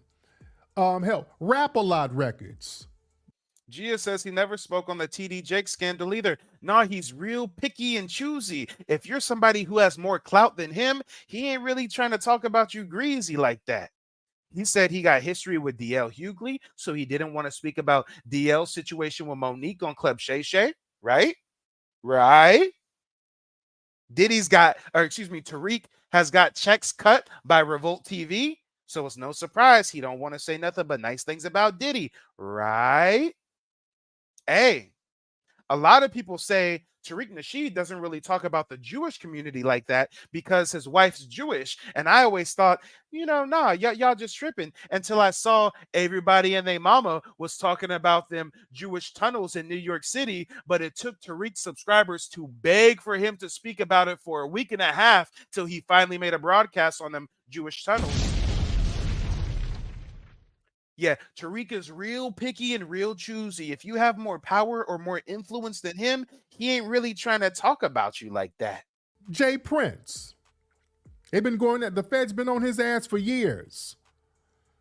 Dude, Ruthless. You know what they were doing with Ruthless? The FBI was sending them letters. They were investigating them. They were investigating the radio stations that were playing NWA's records. My man Greg Mack from K-Day told me the feds would go up there asking about Eazy-E and everything. Cash Money. Come on. Hey, yeah, we ain't going to talk about Tariq doing all these interviews with Adam 22. Tariq does these interviews with a channel called Street TV that's ran by some Latinos who are pushing a Latino black gang beef from the 90s. Tariq has some real strange allegiances. Put a 1 in the chat if y'all know about the suspected pedophile Dennis Sperling that I've covered. Did y'all know Dennis Sperling collaborated with Tariq Nasheed? Dennis Sperling is a tether. Tariq Nasheed didn't have no issues collaborating with that tether, though, when their business interests are in line, right? Luke Records, Luther Campbell. You saw the federal indictments he was going through. Oh yeah, and if you didn't know, his wife is Jewish. I dated a Jewish woman before, so I know the intricacies of the Jewish faith and the Jewish people. Jewish people bang on their own. You're not considered a real Jewish person unless you're Jewish on your mother's side. I dated a chick whose mama was white. Her daddy was Jewish, and she was telling me how she's about to lie on her application so she can still get her free trip to Israel. And that's when I learned, oh, with the Jewish people, they base it on your mama's side. So yes, his wife's mother is a Caucasian Jewish woman. So when y'all wonder why Tariq never speaks about the Jewish people, when you wonder why everybody that calls in Tariq's Twitter spaces, hey, put some black fists in the chat if you've noticed it's real weird that everybody that calls into his Twitter space and says something about the Jewish people, he starts buck dancing for the Jewish people. Oh no, that's just white supremacists trying to pass the blame. No, it's all of you guys. It's not the Jewish people. He be doing some real tap dancing for the Jewish folks on his Twitter spaces. Put some black fists in the chat if y'all have seen that before, or am I just making shit up? Jam. Russell Simmons is out of the country now. They just served him with some papers. They went over there to Bali to serve him with papers. Come on, let's just look at the pattern. Let's look at the pattern here. Death Row Records, Suge is in jail. They've been investigating Death Row. Suge is in jail for literally running over a motherfucking LA and killing him. And although Suge never got indicted on all that fuck shit he was doing in the 90s, the community knows what he was up to. Listen to the splaining. Oh, they got Suge Knight in jail right now. See, just another innocent black man indicted by the feds. Put a 1 in the chat if you saw the fucking video of Suge Knight running over that man and killing him. What is Tariq smoking? Oh my God.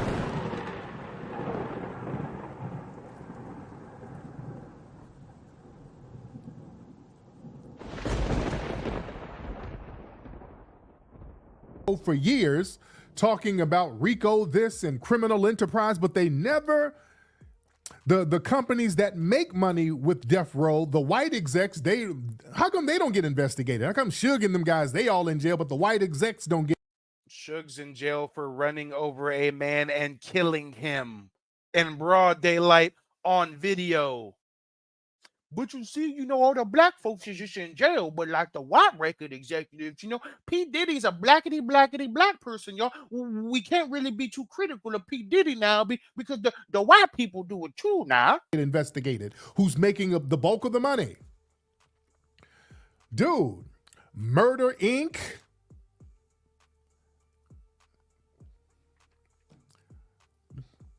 We see this over and over again. Now what? YSL? Young Thug and them guys are on trial now. This happens all the time.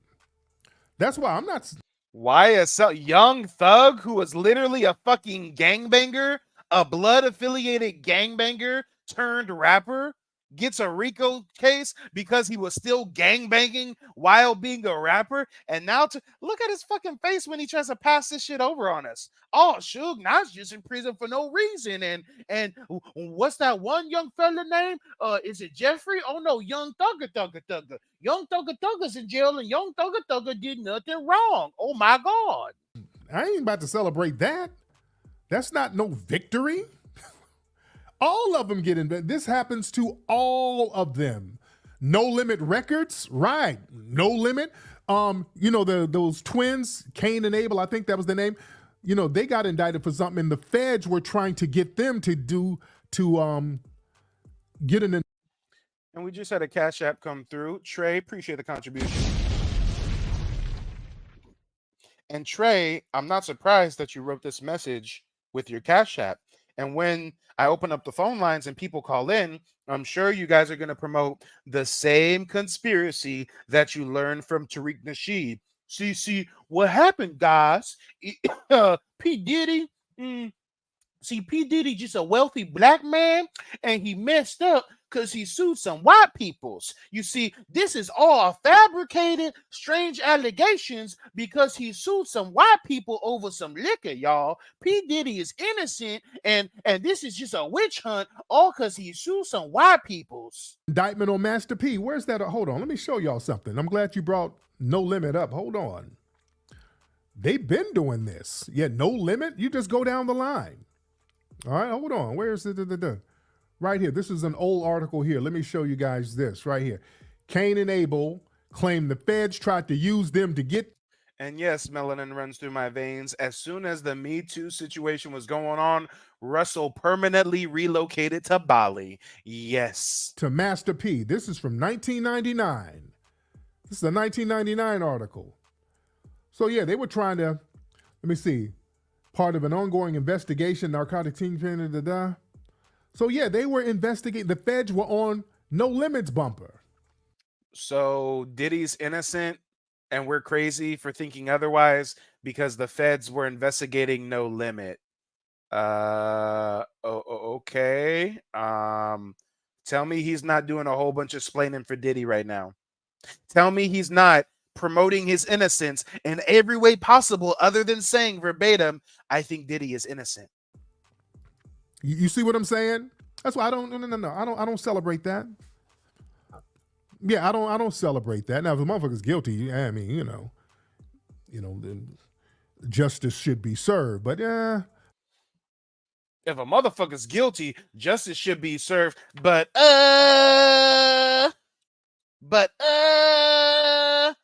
yeah, y'all. Please click the link, call in. I'm gonna open up the airwaves in a few minutes and let me know how he's not promoting Diddy's innocence. I mean, if someone's guilty, they guilty. But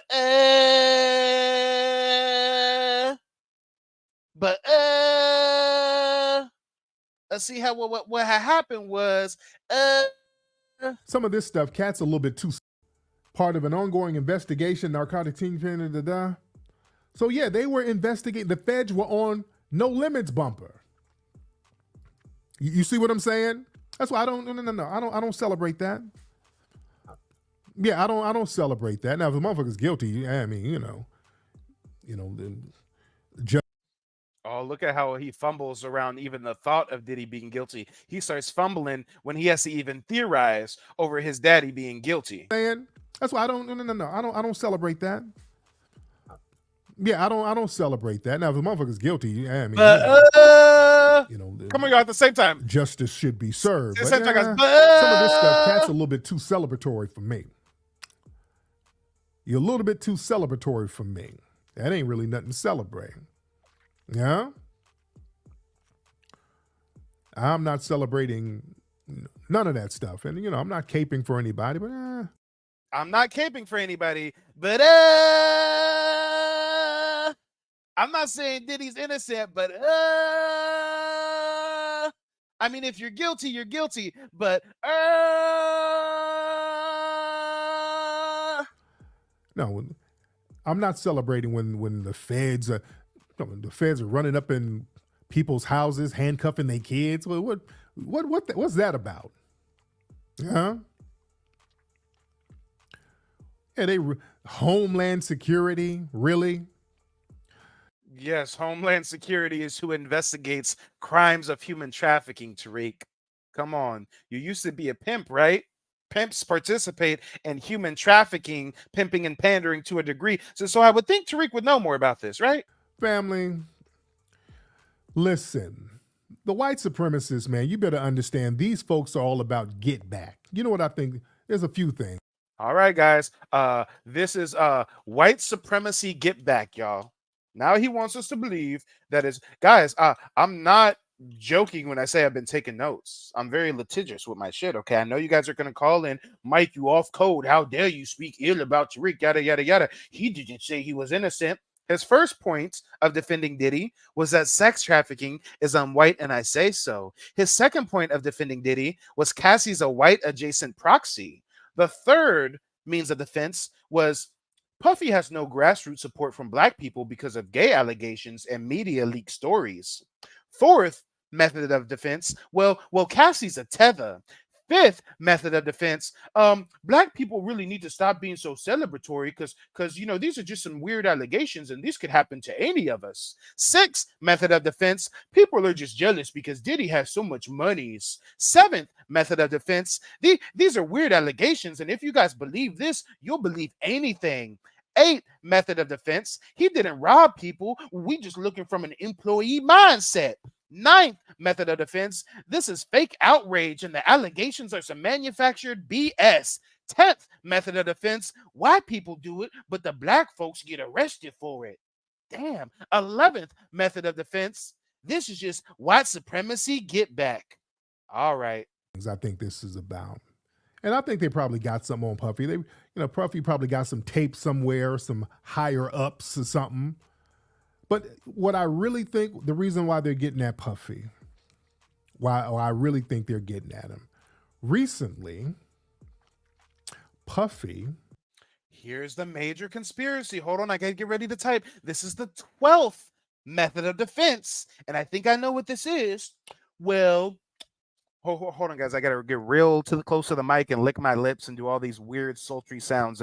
Honestly, that's why I stopped listening to his Twitter Spaces.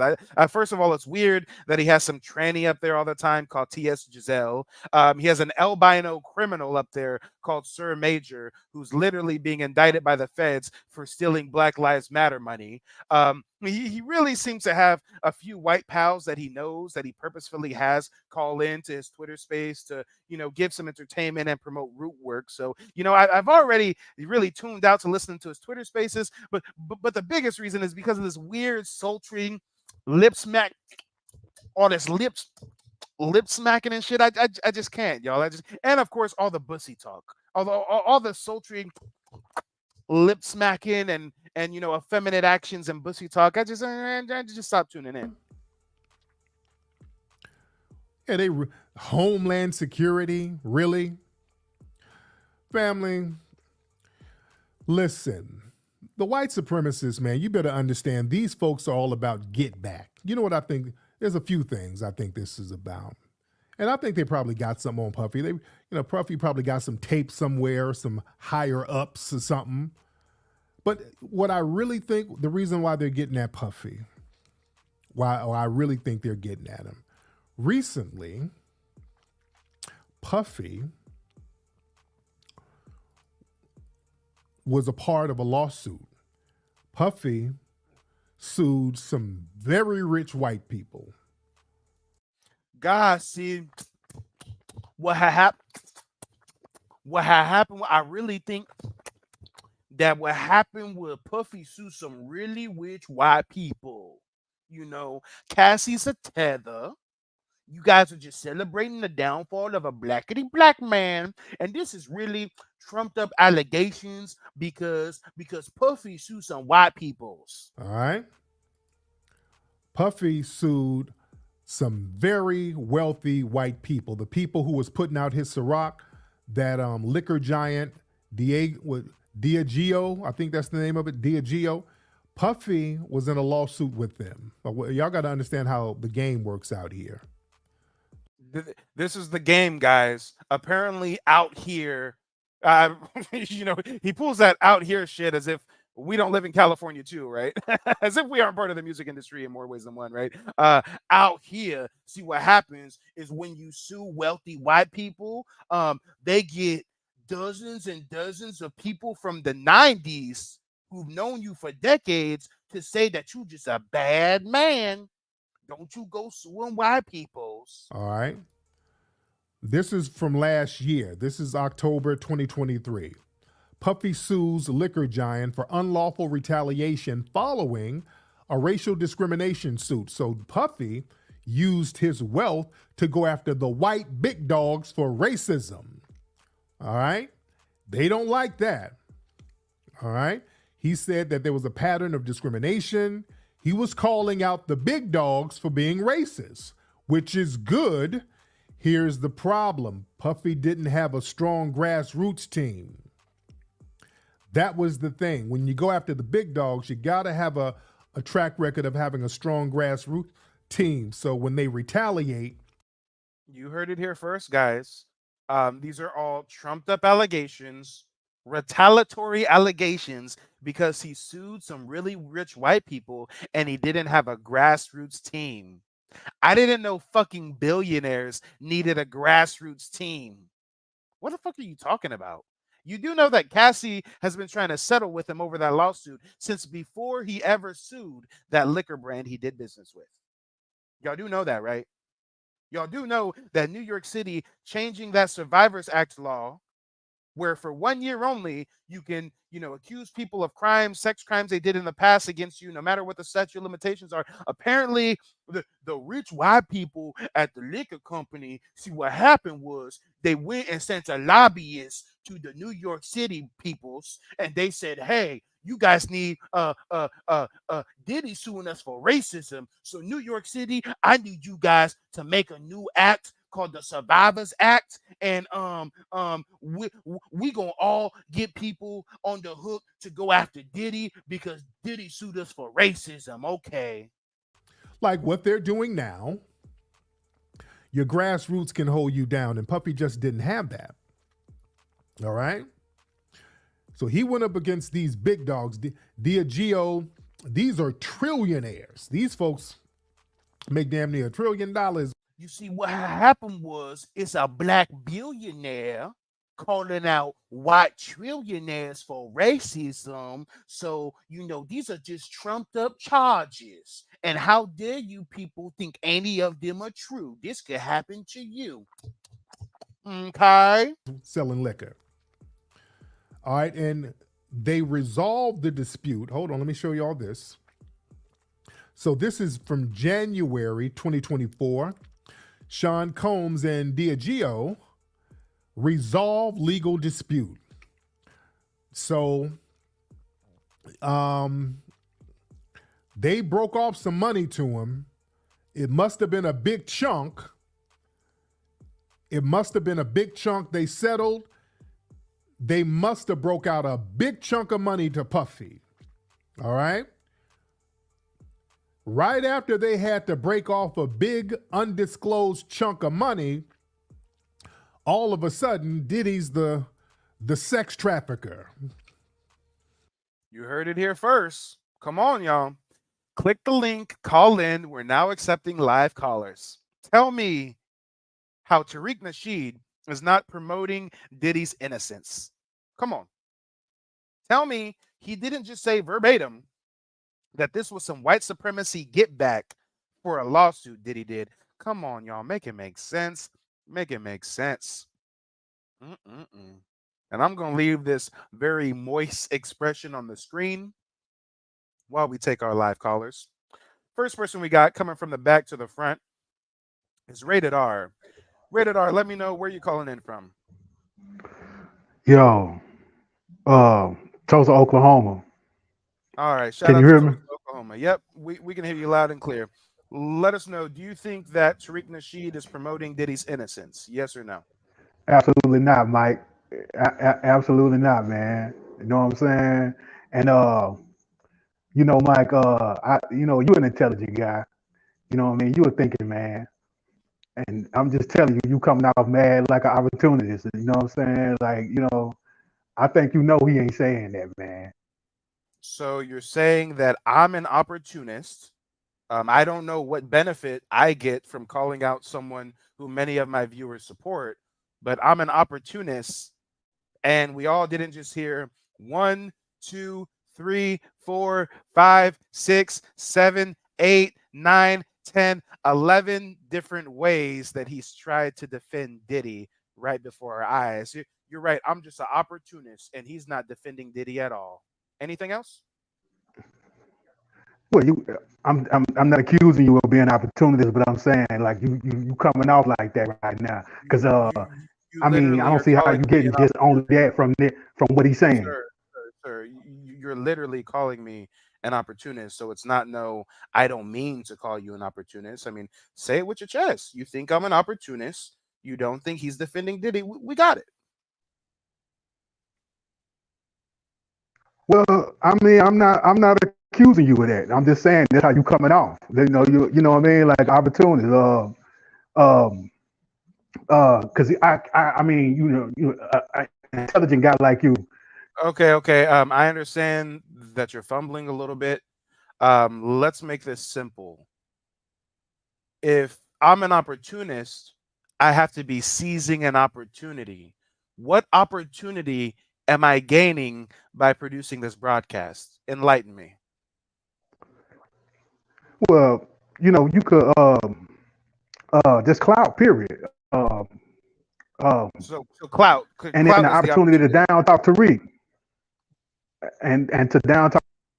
Okay, so you think that I've just been, watching Tariq for years with a notebook, just praying and hoping that I can find some way that he can slip up and now I can talk down? Or did I have the same reaction that many people had when they saw his live stream defending Diddy? Ill, This is gross. Why are you being condescending towards us? Why are you trying to make this a race issue? Why are you trying to question whether Cassie's a tether or not? Sir, I'm not seeking clout. I'm just having an open discussion to see if anybody else saw what I saw. But let's get a little more on track. In what ways do you think he's not defending Diddy? In none of them ways. In none of them ways. I'm not gonna believe what they say about if they were talking. Name one, Playboy. Name one. We just heard him speak for damn near an hour. Name one thing he said that was not in defense of Diddy. He defending the fact that the feds could be making all that up. That's what he defending. I don't think he just defending individually Diddy. You know what I'm saying? Because nobody knows if he's innocent or guilty. Nobody really knows that but him and the good Lord. So you know what I'm saying? And the feds who have the Yeah, 99% conviction rate, right? yeah, and feds do what they want to do. I'm not gonna believe what they say about my TV just because they said it. You know what I mean?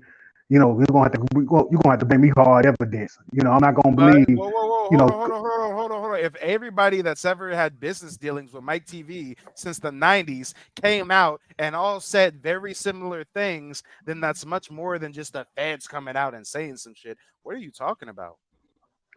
um, the feds do what they want to do, and if you guilty, they'd have been done got you.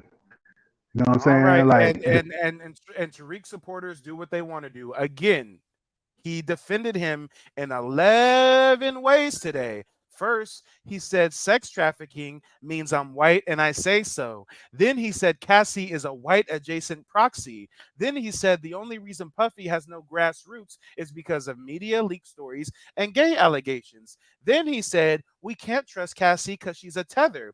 Then he said black people are celebratory when this could happen to any one of us. Then he said these are just trumped up charges because people are jealous Diddy has money. Then he said these are weird allegations, and if we believe this, we'll believe anything. Then he said he didn't really rob any of his people. We're just looking at things from an employee mindset. Then he said these are fake outrage allegations over some manufactured BS. Then he said, well, white people do the same thing, but only black people get arrested. Then he said, this is white supremacy get back because Diddy sued some trillionaires. All right. Rated R, respectfully, I got to drop you down. There's many more people backstage, and I'm hoping that somebody else at least has a solid argument because you guys, at least Rated R specifically, you're not doing a good job defending your daddy, Tariq. But the next person we have coming from the back to the front is DeAndre Young. DeAndre, where are you calling in from? DeAndre going once. DeAndre going twice. And DeAndre's out of here. Come on, come on, come on. Well, you know what? I don't want to do Rated R like that. Rated R, if you have any closing remarks, go ahead. You've got the floor. Tell me how I'm just searching for clout and Tariq's not defending him, even though I just listed 11 different points in which he tried to defend Diddy with. Are you there, Rated R? All right. Well, Rated R is not there. DeAndre is trying to call in again. DeAndre, where are you calling in from? Cincinnati. All right. And DeAndre, do you acknowledge that Tariq Nasheed was defending Diddy, or do you think that's not the case? Nah, I don't think he covering for Diddy. And why don't you think that?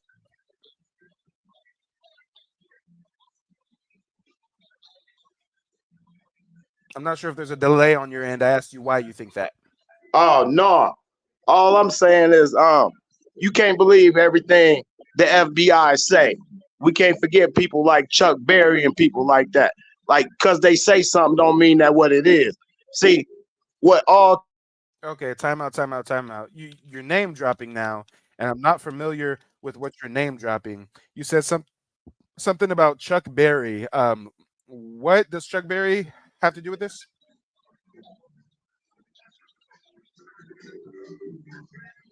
Why are you bringing up Chuck Berry? Well, I'm bringing him up because he was charged with the same thing, but we all know that ain't what it was. I don't know anything about the Chuck Berry situation. I don't really know. Maybe you can refresh my memory. Was Chuck Berry also accused of sex trafficking? Yeah, he was accused of taking a white girl over state lines. And do you know like what era or what place and time this was? Oh yeah, this was way back, but that ain't my point. My point is you can't. When you say this was way back, but that ain't my point, don't move the goalpost before we even establish which era you're referring to. Sir, you're trying to talk while I'm speaking. You're on mute right now. You're moving your lips. No one can hear you. I don't do the talking over people, so just simmer down. What era was Chuck Berry charged of these crimes? It was way back in like the 50s or the 60s or something. So you're comparing a black man sleeping with underage white women pre-integration while there was active segregation. You're comparing that to P. Diddy in the 21st century being a pedophile and an alleged gang raper and stuff. I'm confused, but all right. If this is the best and the brightest that Tariq has to offer by way of support, let's hear it. Let's hear you support the man. Go ahead. That's all I'm saying.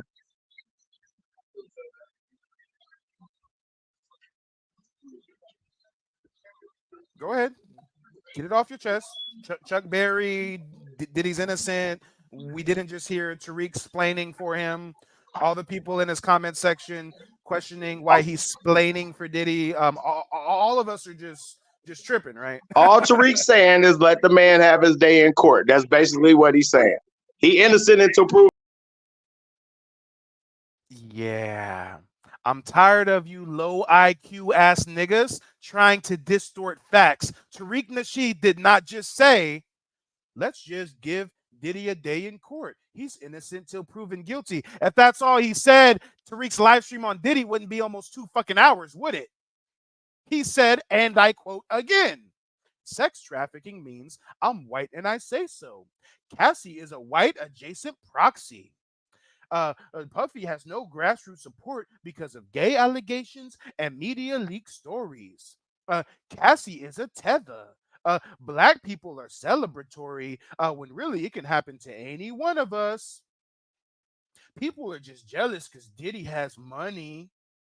These are weird allegations. If we believe this, we believe anything.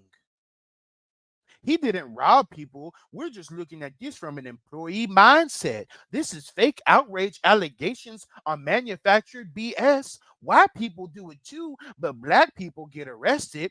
This is white supremacy get back because Diddy sued some trillionaires. Oh, sir, it sounds like Tariq said a whole lot of other things rather than simply Diddy should have his day in court, and I think he's innocent till proven guilty.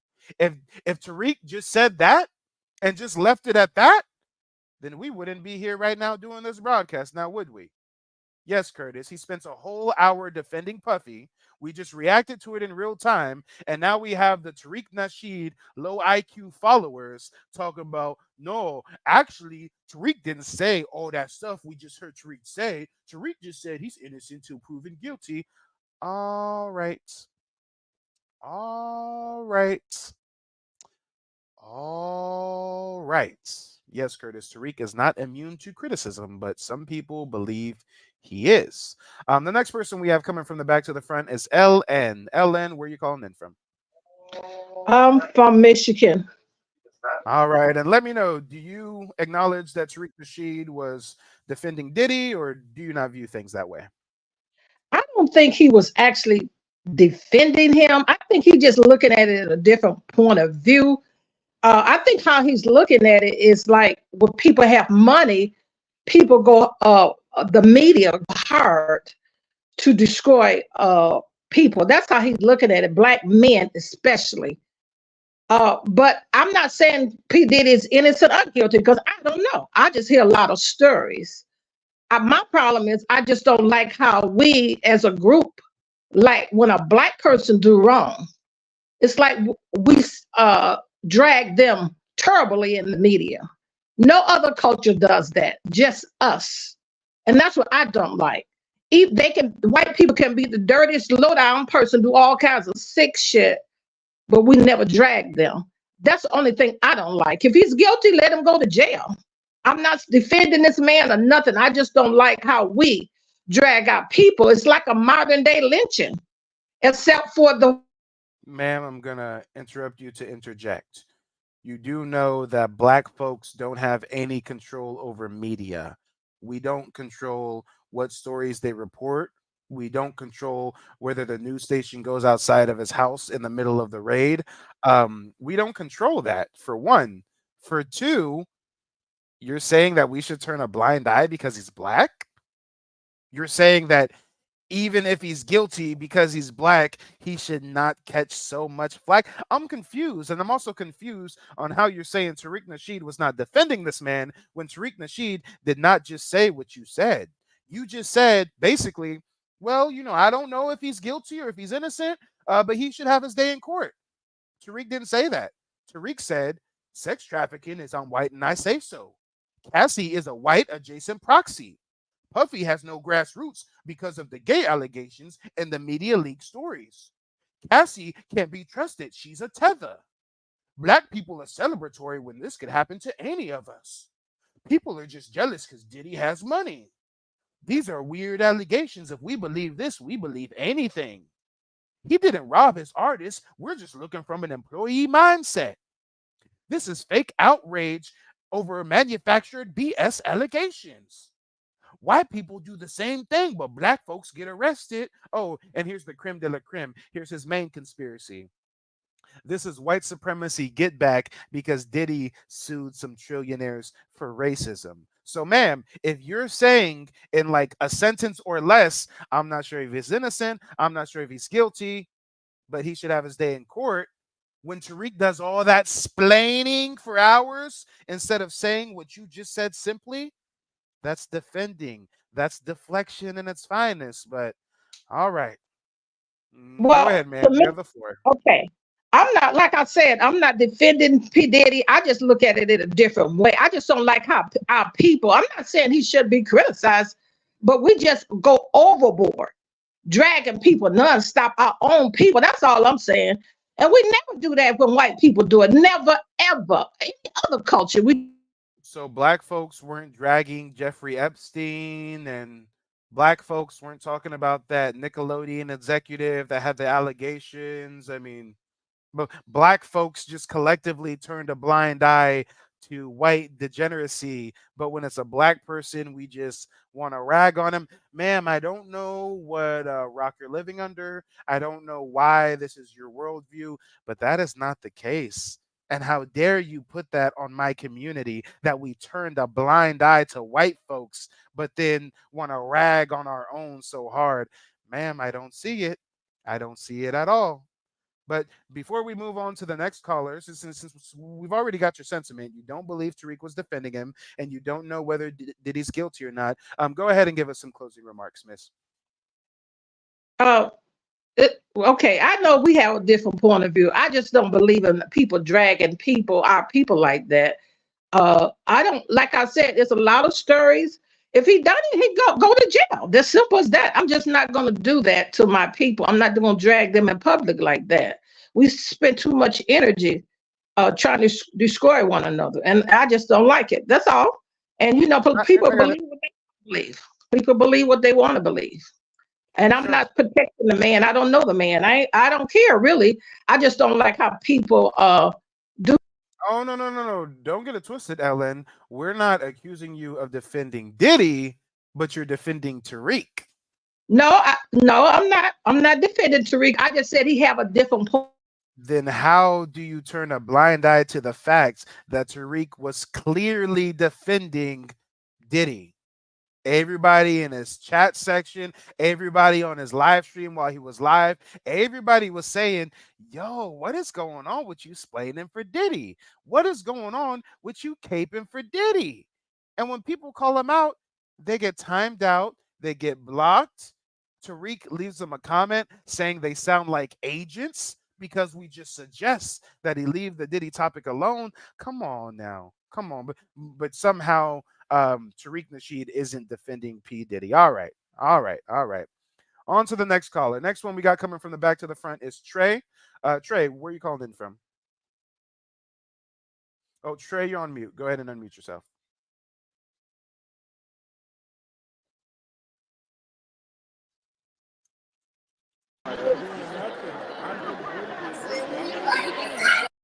All right, Trey. Well, you got a whole lot of background noise. It's not really conducive to joining a live broadcast, so we'll get on to the next caller. We got Truth Speaker coming from the back to the front. Truth Speaker, where are you calling in from? From Cali. You said from where? I said from Cali. Oh, from Cali. Okay. And let us know, do you acknowledge that Tariq Nasheed was defending Diddy, or do you not view it that way? Nah, he was. He was defending him. Well, you know what? Hold on, brother. I've got to ask you. I don't mean to get too deep into your personal info. If you don't want to tell me your exact age, can you at least give me a roundabout of about how old you are? I'm in my early 20s.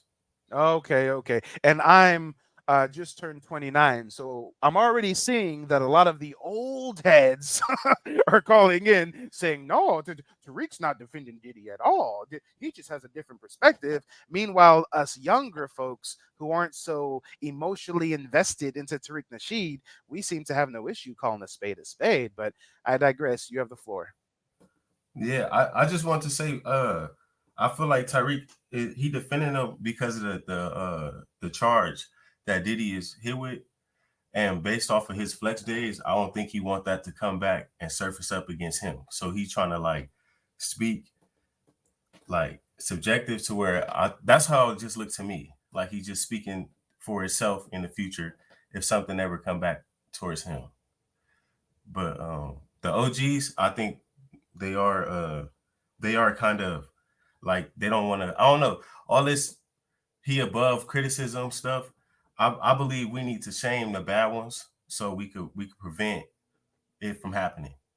You know, but that's all I really want to say about it. That's what it looked like to me. I feel you. Yeah, no, I totally agree with your sentiment.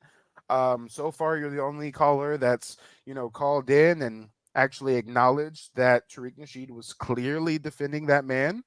For some reason, we still got Rated R backstage, and Rated R was one of the old heads that were caping for Tariq. So, Rated R, is this just an old head versus the younger generation thing, or do you really feel that Tariq was not defending Diddy?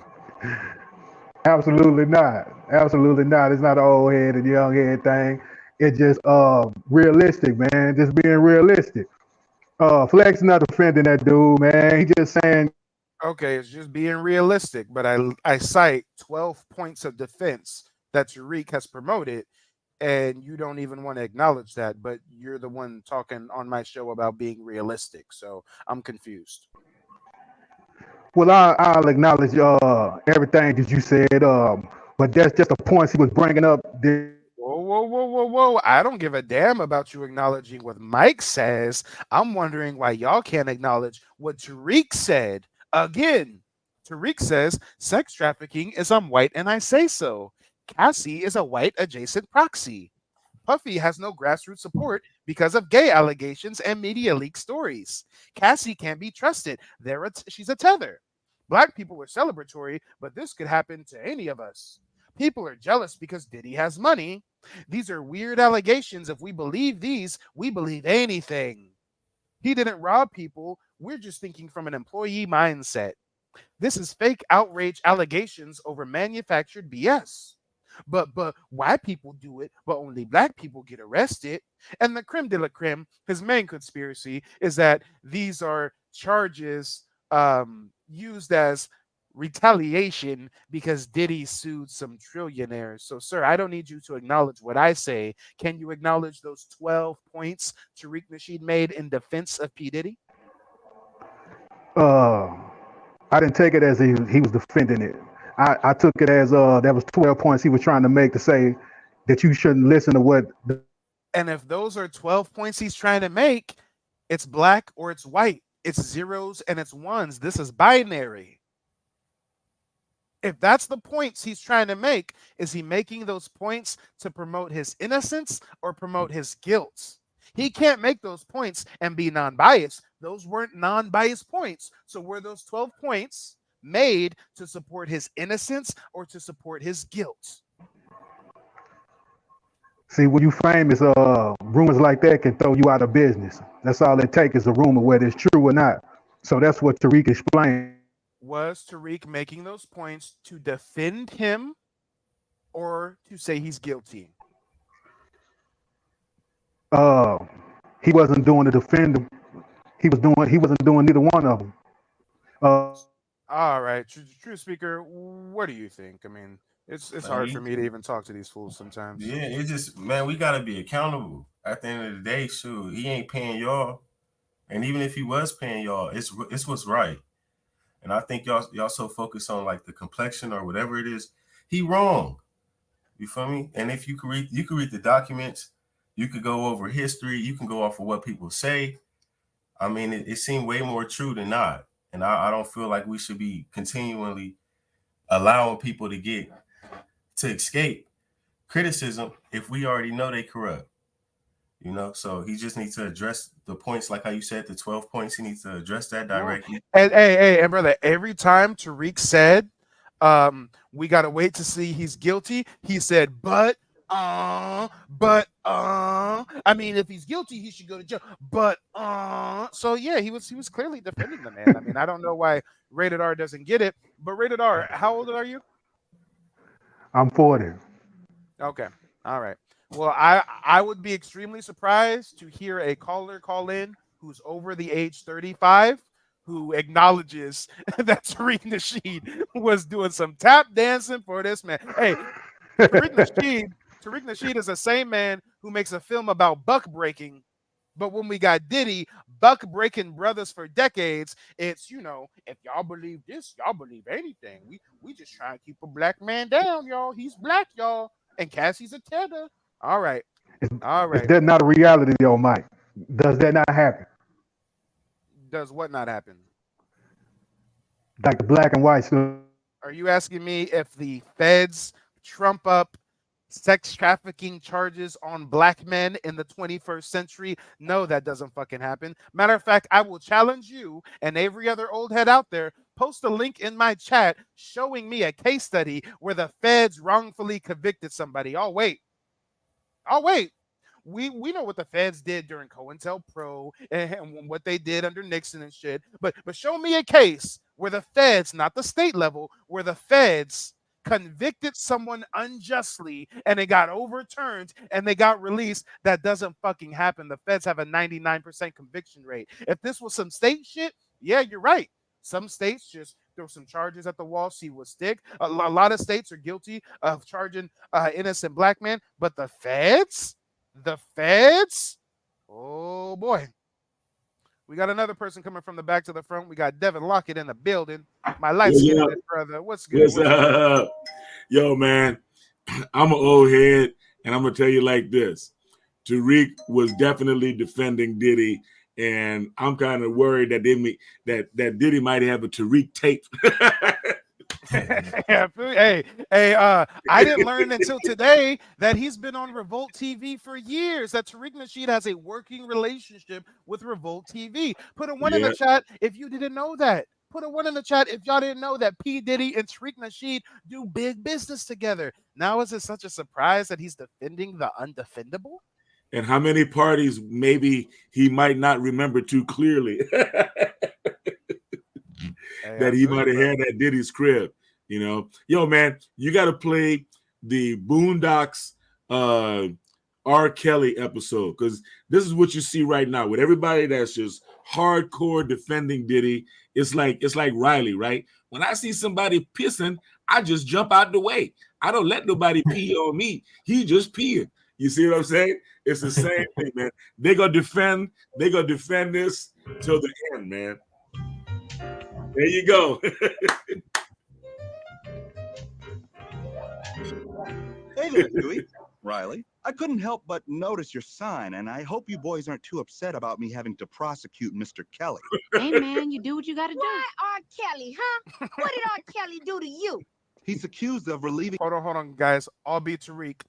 What Tariq do to y'all? Y'all just jealous that Diddy got so much money, and sex trafficking just means I'm white and I say so. And Cassie is a white adjacent proxy.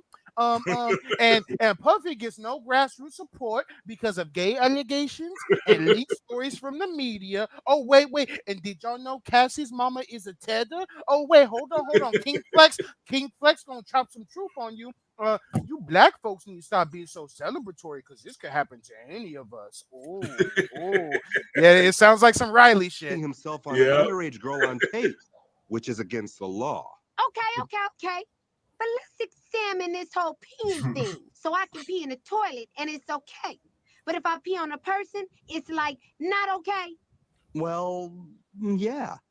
Well, what if I'm Wait, so you mean to tell me that like white executives can do the same thing, but it's only the black man that get charged for it, huh? It's only because he black. peeing and Huey's in the bathroom and I accidentally pee on Huey? Should I go to jail? And what is even sex trafficking? Like sex trafficking is just I'm white and I say so. And even though Cassie was 19, she's still an adult and she's a tether. What the hell would I be doing in the bathroom while you're in the bathroom? Hold up. Remember when we used to sleep in the same bed when we was littler? From time to time, I'd have a little accident. You still do? Shut up. So, Mr. Dubois, Mr. I wanna lock niggas up for peeing. What's the statute of limitations on bedwetting? Why not prosecute me and R. Kelly at the same time, huh? Now, Riley, no one's going to prosecute you for bedwetting. Well, you see, they just trying to tear black man down, and he just a wealthy black man. So my name Tariq, and I'm wealthy too. So if someone accuses me of something, it's just him hating on a wealthy black man. And you shouldn't.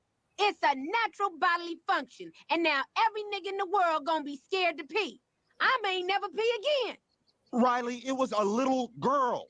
Black people, you shouldn't be celebratory because this could happen to any of you. Hey, Devin, did you know this could happen to you? Homeland Security will raid you because you decided to sue white trillionaires? Oh, I've seen that girl. She ain't little. I'm little. Yes. Gary Coleman's little. Yes. Mini-Me is little. Very. And to the best of my knowledge, we all managed to avoid getting peed on so far. But what about the victim? Oh, yes, the victim. Oh, yes, the victim. Y'all, she's a tether. She's a tether, and she's light-skinned, and she's white adjacent, and she's being used as a proxy. At what point does personal responsibility become a factor in this equation? I don't think that... I see piss coming, I move. She saw piss coming, she stayed. Yeah, she did. And why should I have to miss out on the next R. Kelly album just for that? That's exactly what they're worried about. Missing out off the next Puff Diddy. Hey, Tariq is probably worried that if he's too critical of Diddy, he ain't gonna get an invite to Revolt TV anymore. I don't know. But the next person we got coming from the back to the front is Curtis. Curtis, where you calling in from, and what do you think about the topic at hand? Hey, what's up? It's Curtis calling in from Louisville, and all I gotta say is, oh, I mean, at this point with Tariq Nasheed, man, it's to the point where if you gotta follow the money when it comes to Tariq. He does a lot of suspect stuff, and he co-signs people that he doesn't have 100% information on. Now, what happens if Puff Daddy, after all this trial and all this, the rating and everything else, comes to find out that he was doing all the things that he was defending him, saying that he wasn't doing? Then how's he gonna look in hindsight? Honestly, Tariq's low IQ supporters will not even contest it. They'll just sweep it under the rug like it never happened. Again, I'm being called an agent and off code simply for reacting to what Tariq is saying verbatim. So, yeah, come on. And look how he talks to the audience. He's very condescending. He sounds like he's talking down on them like we're his children. And that's why I keep telling everybody that comes into this room that we don't follow anybody blindly. FBA is a lineage and it's a code that we all follow. Nobody's above criticism. Hey, yo, we'll take it a step further. I just like the term FBA more than I like the term ADOS, okay? For anybody wondering if I've got some secret allegiance to Tariq Nasheed or blah, blah, blah, I just rather go by a foundational Black American than an American descendant of slaves. And it just so happens Tariq's the one who came up with the FBA term. I digress. Go ahead, Curtis. I mean, I agree. Like, what's wrong? There's nothing wrong with criticism. Nobody is above criticism. Nobody on this planet is above criticism.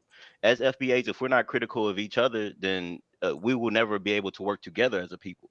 We got to hold ourselves to a certain standard, and then we have to have everybody else fall to that same standard. If just because Tariq speaks for FBAs, if we see him doing some type of off-code behavior, it needs to be spoke about. That's how I feel. I agree. Honestly, I don't know why Cassie's lineage was even a topic of discussion. I think he's really reaching with Right. well, she's a tether, so she's a white adjacent proxy. I mean, all right. So And just like at 19 years old, she wasn't groomed and taken advantage of because she's a tether. There's a Tariq tape. Yeah. If it was a Tariq tape, they'd have been to put that out. You know what I'm saying? This man have been to the White House. They'd have been to put that out. Word up. If one existed, they'd have been to put that out. I mean, you probably stopped me. Sure. Well, hold on, guys. Before we bring up the next guest, Curtis, go ahead and finish out fleshing out. No, I pretty much finished my point.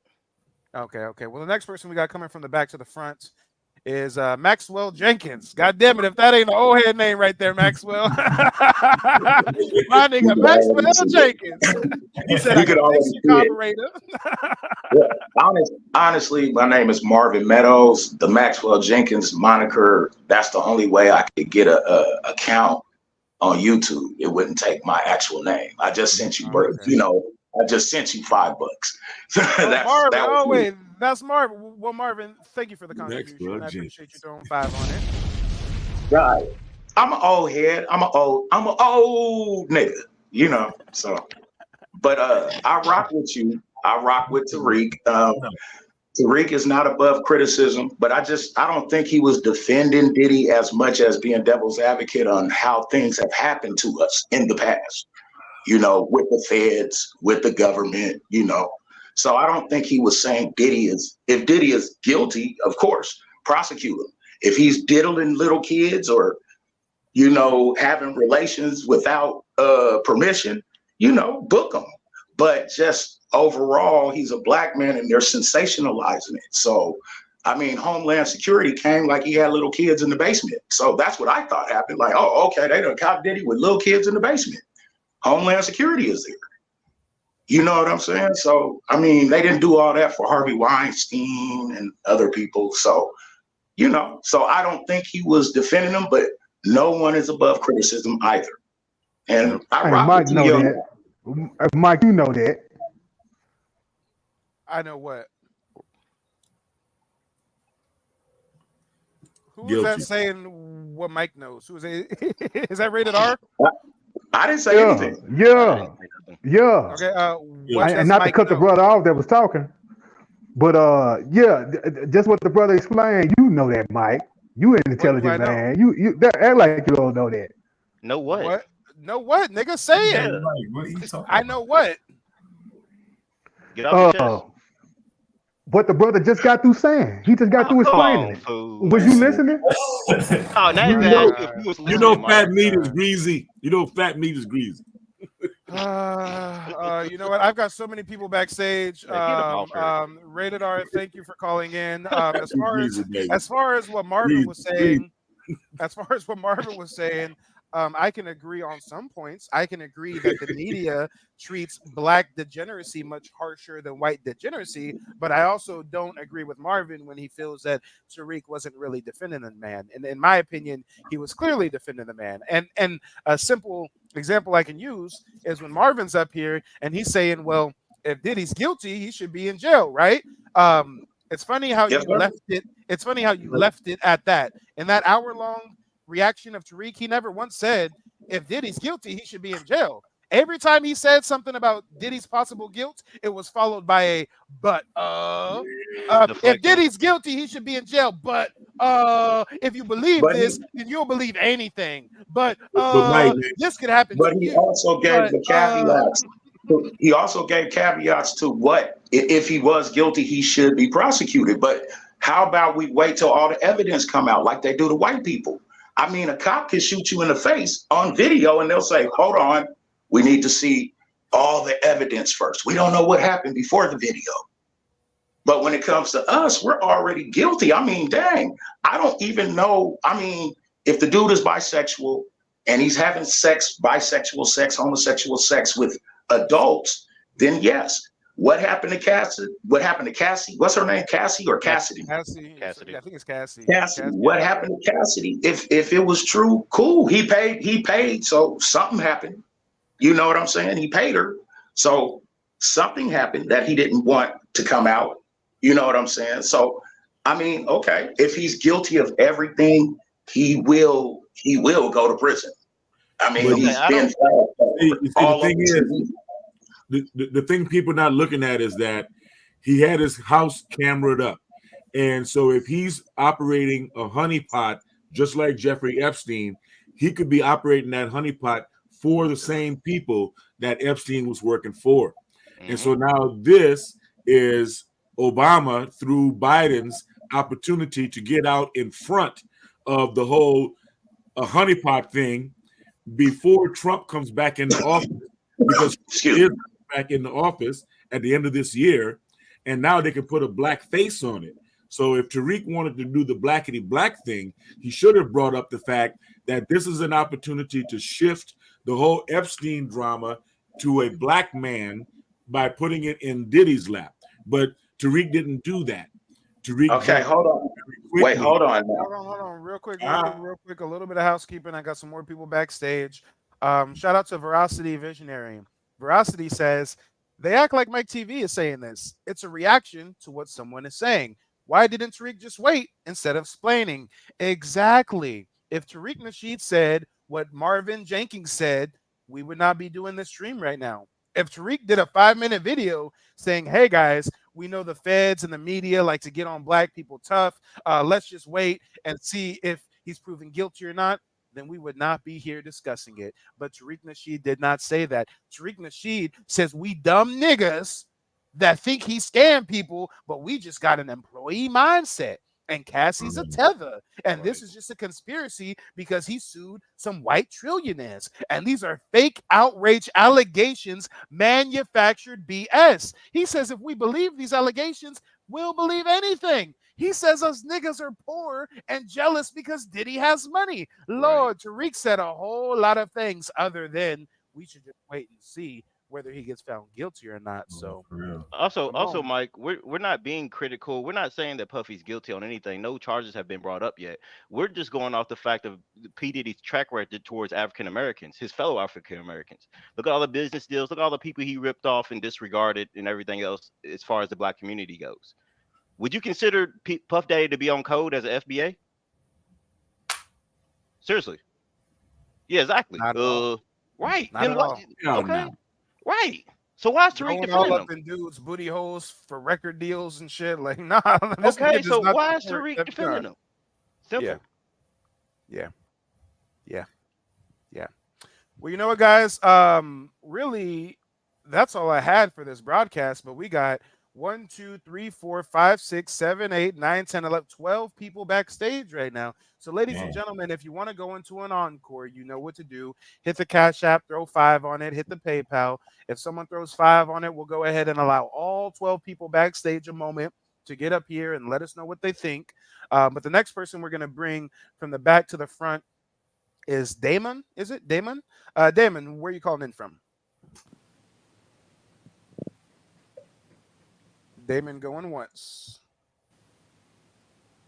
Damon going twice. All right. All you get is 2 times when we got 12 people backstage. The next person we got coming from the back to the front is Trey. Trey, where are you calling in from? Yeah, I'm calling in from OKC. I agree with you. Yeah, he was defending Puff Daddy, yo. Yeah. Can you hear me? Yep. Yeah, we can hear you loud and clear. Why do you think so many people aren't willing to acknowledge that Tariq Nasheed was clearly defending P. Diddy? Well, I can't answer that question, man, but there's so many old heads because I'm older too. I'm 39, but I can clearly he was defending that guy. And I'm gonna drop another bombshell. I think Puff Daddy had something to do with the Tupac killing and the Biggie killing. This dude is scandalous. I think too as well. I mean, Pac said himself when he got set up in New York the one time that he knew somebody in that room set him up, and P. Diddy was in that room. P. Diddy and Biggie were. I don't think Biggie had nothing to do with it, but Puff Daddy most definitely. He put the bounty on the death row chain. Yeah. Yeah, it was Puff Daddy that put the bounty out on those death row chains and stuff, man. I'm like, oh yeah. And I believe the gay out. Real quick, shout out to JC. JC says, I don't believe Cassie either. I believe he did all that other shit too. Yeah, guys, when the lawsuit first broke with Cassie, I was highly skeptical. And then I stopped being skeptical when that nigga settled overnight. Yeah. Yeah, that part. That part. Yeah. Trey, go ahead. Yeah. This I believe the gay allegations too, man. My sister had sent me an audio of Puff Daddy clapping Meek Mill's cheeks, man. I was like, ooh, that's nasty. Allegedly. That's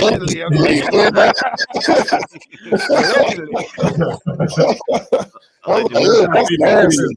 But I'm not gonna lie, after I heard that, I erased all his shit out my phone. No. But yeah, Tariq was defending that guy. And you're right, the FBI, they have a 99% conviction rate. If they have something on you, you're going to jail. Why do you think Michael Jackson never went to jail? They couldn't find nothing on him. Yeah, but didn't they do the same thing with Michael Jackson? They did to Diddy. Didn't they raid his home and was trying to look for? They didn't find nothing though. I know that. I was just saying, isn't the situation similar though? With the sex trafficking, but time out. I think it's a completely different case because with Michael Jackson, it was more like a witch hunt. They really had nobody coming out testifying against MJ. The one little boy that did say something said his parents put him up to it. Macaulay Culkin and many little boys that were around said, no, Michael never did nothing wrong to us. It's way different if 20 people who've known Michael Jackson since the 70s was like, this motherfucker does a whole bunch of weird. It wasn't that way at all. It wasn't that way in the slightest. Michael had the booty alarm down the hallway. Nah. and thank you, Gia. That motherfucker Tariq even brought up Suge Knight. Oh, look, Suge's in jail. That nigga's on camera running over someone and killing them. Why is Tariq bringing up Suge Knight in defense of Diddy? Like that was just crazy to me. That was absolutely wild. What kills me, Mike, is the Tariq talks to his followers as if they're just beneath him. Or is it just me? It just seems he has that grin. Condescending. That weird grin. Yeah, right. That weird coy little expressions and the mannerisms, and y'all have an employee mindset, and y'all don't know how things work out here. Like, okay. This is not the first time Tariq Nasheed has kind of like defended some coons before too. He's done that before too. So and that's what I'm realizing more and more when I look at the people who he supports and is affiliated with. A lot of them have active cases. Put a one in the chat if y'all have heard his Twitter space, and y'all always see a motherfucker up there called Sir Major. Sir Major is an albino black guy that is fighting Fed charges for stealing Black Lives Matter money, hundreds of thousands of dollars, and buying property and vacations and shit. And Tariq says that the charges are trumped up and it's a witch hunt. Like, all right, Tariq. Okay, sir. All right. Okay, everything's a witch hunt. Everything's a witch hunt. You know, we all black people. Yeah. Yeah, there is white racism, but everything is not white people's fault, in my opinion. I mean, if Diddy never did this fuck shit, what dirt would they have to get? If Diddy never did this fuck shit, it would be an MJ situation where it's just allegations and nobody coming forward. Allegations and no proof. Facts. Right, and that's my thing. Nobody's really ever been rocking with Diddy like that. Diddy's always kind of been a cornball, even since the 90s. Even Suge Knight called him out. And I even read a magazine the other day where it was talking about Biggie really didn't even like his ass. Right. He was talking about leaving to go to Rockefeller. Yep. That's what Dame Dash said. Yeah. And you know what? We've got some more people backstage. Truth Speaker, if you can go ahead and provide us some closing remarks, and then I got to rotate out. All right, yeah. I just want to say, y'all can't really defend him. I know he FBA and all that, but he wrong. And MJ, he didn't take no flight out the country and have his lawyer speak for him while he going on the run. So I wasn't saying that. I just thought the cases were similar. How the feds rated his place. I wasn't trying to. Yeah, they rated all three of Puff Daddy's I wasn't houses. responding to you. I was just saying okay, for everybody who wanted to make a comparison between this case and this case. Nobody else really leaves out the country. You feel me? That's like Russell Simmons. That proof he more guilty than people want to say. But Tariq getting them revolt checks. So it's like we kind of already should know he got an embedded interest. Follow the money. Well, he might have a tape of him and Tariq. We don't know. So he has a vested interest. He has a vested interest. That bitey boy. Oh, Chi man things. Batty boy. Batty boy. You batty boy. Batty boy. You batty boy. You batty boy. Batty boy. Letting dudes play with your booty hole. Letting dudes play with your booty hole. You ain't hard, bitch. You ain't hard, bitch. Talk about it. Well, all right, Truth Speaker. Thanks for calling in, brother. Talk to you soon. All right. I'll tap in next one. Peace out. Peace out. Next person we got coming from the back to the front is Jacoby McDaniel. Jacoby, where are you calling in from? I'm calling from Chicago, Illinois, West Side. All right. And Jacoby, do you think that, or rather, do you acknowledge that Tariq Nasheed was defending Diddy, or do you not see things that way? No, I don't see it that way. I see it that, you know what I'm saying, we can't be we gotta let the people do their job. You know what I'm saying? You innocent until you proven guilty. So I'll stand with Tariq on that. Well, you know what? If Tariq simply said innocent until proven guilty, then we would not be here right now. Right. But that's what I think. That's what I heard him say. You know what I'm saying? So I don't know. You know what I'm saying? Everybody got their own opinion. But like I say, I'm letting people do the job. Tariq said verbatim, innocent till proven guilty. Oh no, wait. He said if he's guilty, he should go to jail. But Cassie's a white adjacent proxy. But sex trafficking means I'm white and I say so. But Puffy got no grassroots support because of gay allegations and leaked media stories. But Cassie's a tether. But people are jealous because Diddy has money. But these are weird allegations, and if we believe these allegations, we'll fall for anything. But he didn't rob his artist. We just have an employee mindset. But these are fake outrage allegations and manufactured BS. But white record labels do the same thing, but only the black people get arrested for it. But this is just white supremacy getting some get back because Diddy sued trillionaires for being racist. So again, if Tariq simply said innocent till proven guilty, we would not be here right now. But you feel me? Nah. Jacoby, you have a 4. Like I said, I stand with Tariq 10 toes down. You know what I'm saying? Like I say, you're innocent until you're proven guilty. You know what I'm saying? Until them people come with the evidence and then they arrest them, then you know what I'm saying? Then we'll go from there. Okay, so can I ask you this? What do you think about Puff Daddy? Just outside of all these allegations, what do you think about Puff Daddy as an FBA? Do you think that he's on code or off code? Well, you know what I'm saying? You know, I take it back like to Malcolm X. You know what I'm saying? I don't look at no entertainers as no motherfucking spokesperson for us anyway. You know what I'm talking about? So, you know what I'm saying? What they do is what they do. You know what I'm saying? So my thing is, you know what I'm saying? Puffy is Puffy. But I still acknowledge that his FBA heritage though. Would you ever sign to Puff Daddy? Hell no. There you go. Hell no. Hell no. On some real shit. On some real shit. You know what I'm saying? Yeah, be real. On some real shit. On some real shit. Hell no, I'm gonna never sign to him. But at the end of the day, you know what I'm saying? I ain't never finna sign another black man. You know what I'm saying? You let them people do their thing. You know what I'm saying? You know how motherfuckers play on the street. You know what I'm saying? So on everything I love, Joe, I'm not finna never sit there and, you know what I'm saying, do the police job for them. You know what I'm talking about? Well, I agree with that. Like I said, I don't want to see any black man just dragged down to the mud. But as far as Puff Daddy goes, he has not done anything positive for the black community, in my opinion. Well, I mean, to an extent, I mean, he did have a school. I don't know what that school did, but I think he did put a school in New York, right? Did he have a school in New York? I think I heard about something like a couple years ago about him having a school in New York. I think he donated to a lot of colleges. I don't believe that he had a school. I think LeBron had the school. No, I think he had a school in New York. I think it was in Harlem. You know what I'm saying? But and I I think don't he care. donated to. I don't care if he went to Africa and built 100 schools. That don't Yeah. erase the fuck shit he been doing since the 90s. Yeah, but see, it's all speculations though. It's all speculations. You know what I'm saying? How is Until it he get proven, speculation? it's all speculation. Because No, you know what? At the end of the day, listen real quick. Let me Go say ahead. this real quick. Let me say this real quick. Okay, just like think about it. It's all bullshit because you got to think about it, right? As everybody not really looking at the situation. Now, just today, he was in Miami with his daughters. You know what I'm saying? And when they was raiding his crib, and stuff, right? You know what I'm saying? They arrested everybody, but then the day before yesterday, the police, goddamn it, you know what I'm saying, was around everybody, and he was walking around and shit. So I think it's all publicity, dog. I think it's all publicity. You know what I'm saying? It's like to me, I'm a facts guy. I look at it like this: until it all come out and it's all on the table, then motherfuckers speculate. Other than that, man, it's all bullshit to me. Speculation for what though? Like, there's no way I would be involved with the feds coming to my house, arresting my kids. Because you got to think about it. Because you got to think about it. The feds didn't come in, or the feds didn't.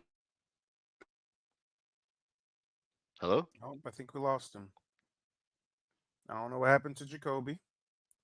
Jacoby going once. The feds must have got it. Jacoby. Security.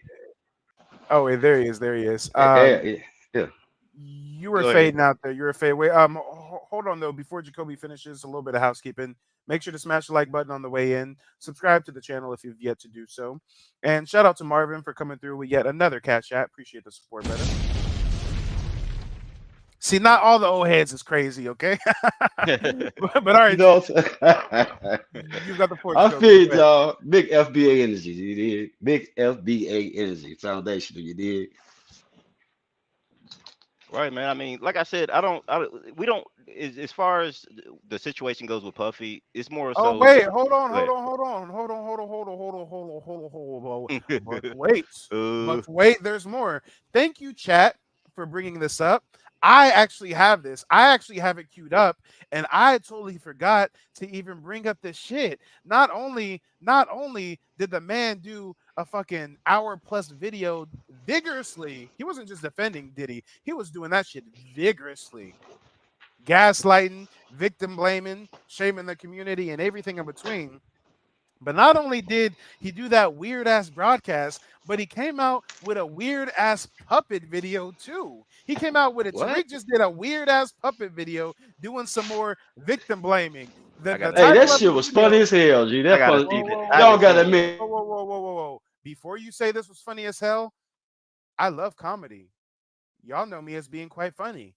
I can acknowledge when something is funny or not. When Tariq did that woke walrus puppet and shit, that shit was funny. When Tariq defends Diddy for an hour and a half and then makes this video titled, "Here's exclusive footage of hold on, what the fuck is the title of this shit?"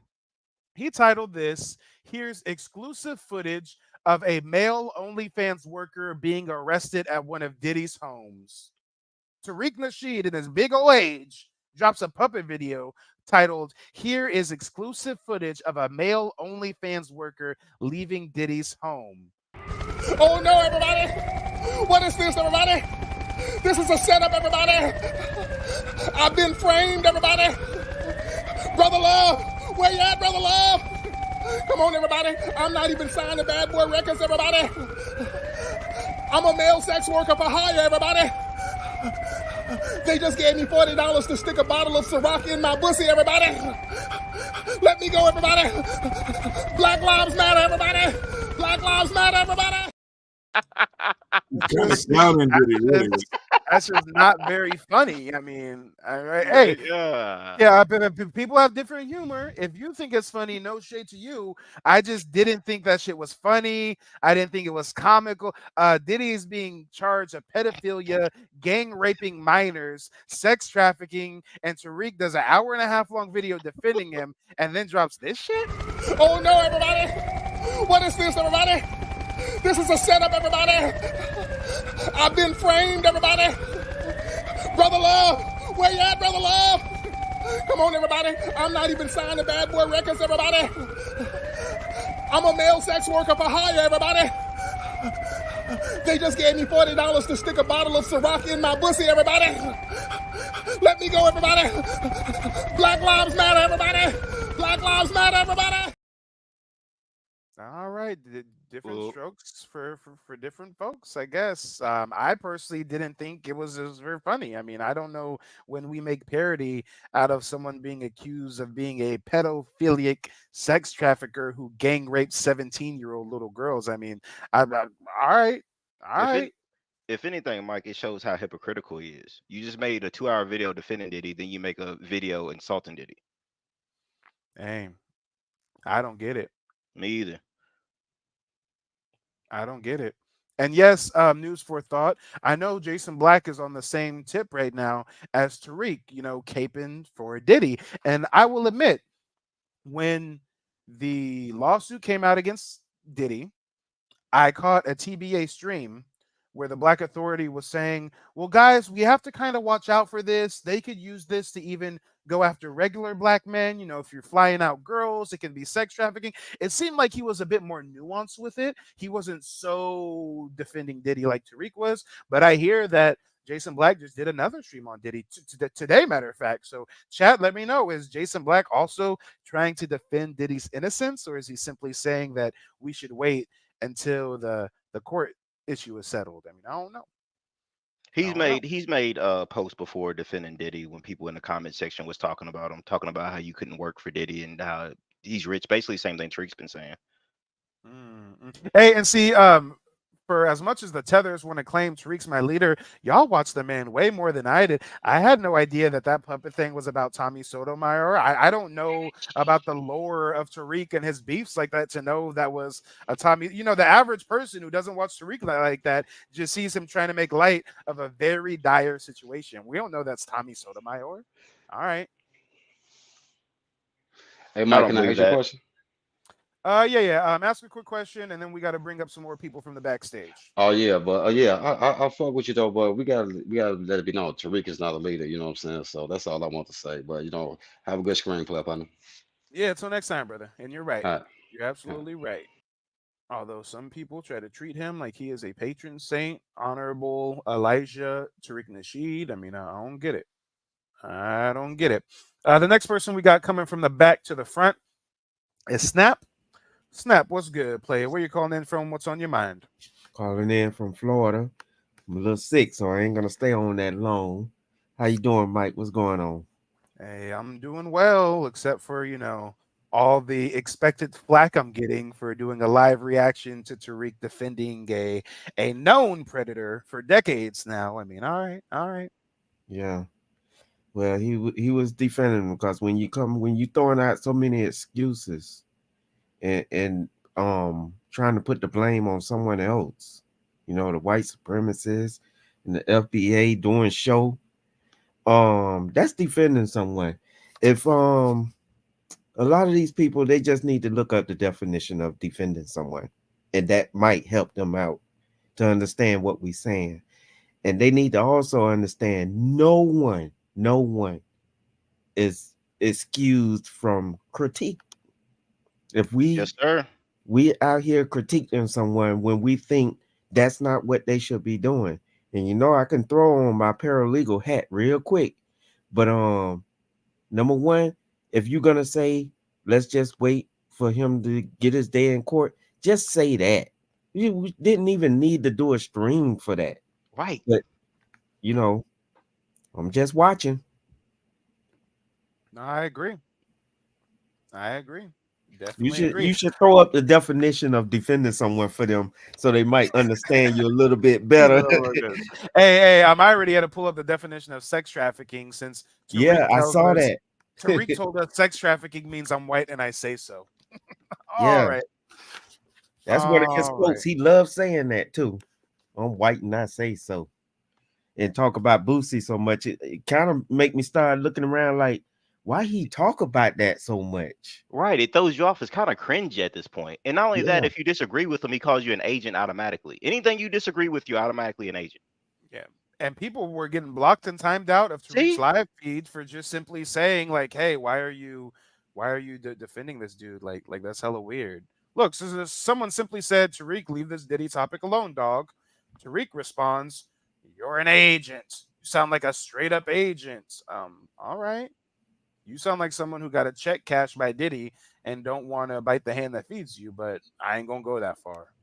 Yeah, it's like he almost said it with his whole chest, but then when you block somebody or time them out or kick them out or ban them, that's not saying it with your whole chest, because of course you're gonna have people disagree with you sometimes.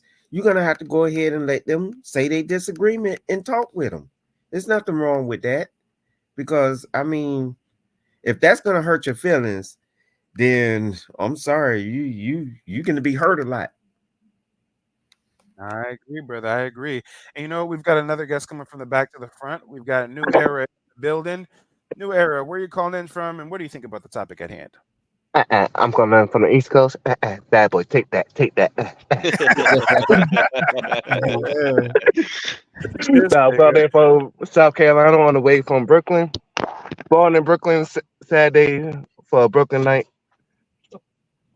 Diddy fucked up, and anybody in the chat that's saying any fucked up shit, welcome to America, motherfucker, and welcome to a Black America, motherfucker, where we held everybody accountable, not just because the color of your fucking skin, but as one great man said, for the character of your fucking content. If that makes sense to all these motherfuckers. Hey, all I know is there was a reason Tariq wouldn't open up the phone lines. He spoke about it a few times. He alluded to it, but he never opened up them phone lines. I wonder why. Hey, Mike, I heard you talking earlier and shit about you might be if you get some power, and I'm running up for you. Are you starting to see the future without motherfucking have to see nothing? Because I Oh told yeah. y'all niggas before, it's the reason why I don't watch none of these motherfuckers, and I find in my eye, it's the reason why I only watch you, and I don't even fuck with that. And the funny thing about that shit, Mike, I'm a real nigga. The first time I see you, I had to roast your ass shit, talking about all this shit. I was like, who the fuck is this old light skinned ass nigga and shit? You feel me? But I kind of that's felt the same NBA way at shit. first. You're right. Yeah. But that's NBA shit. Until we, but I ain't know watch Tariq. I just to tell about niggas like, nigga seem funny. I'm not gonna watch him. But it's saying when I'm like, oh, this nigga is funny. Let me see what he's talking about. And God damn, that should been like 2 years, Mike. Or however long you been on this motherfucker. God damn, salute, nigga. You got a real nigga in the middle sticking with you. Right, and that's Hey. the difference between the Tariq and the Mike TV is the fact that he's not biased against it. If you have a different opinion against Mike, he'll let you get on here and debate and talk about it. Whereas What you said, Curtis? The difference between Mike and Tariq, yeah, Mike a real nigga and let everybody have it like we all supposed to do. Hey, look, check this out. I was just telling my old Mexican homie over here, I was like, yeah, the difference between us Black Americans and everybody else, we like everybody had the fucking business. We don't give a fuck about nothing. If you're a fucked up individual, we gonna let you know you're a fucked up individual. We're gonna stay together. Facts. And my Mexican homie just spit me on some history about the low Si se rider. puede. Si se Hey, puede. Si se puede. He. hey, you heard my homie? He said, go ahead, "See, man. Mike." Shit, I don't know much Spanish. I done ran Give us out a of shout out. material already. Hey. Well, hey, real quick, we've got our brother from across the pond calling in. We got Idris in the building. Idris, let the folks know where you're calling in from and what do you think about the topic at hand?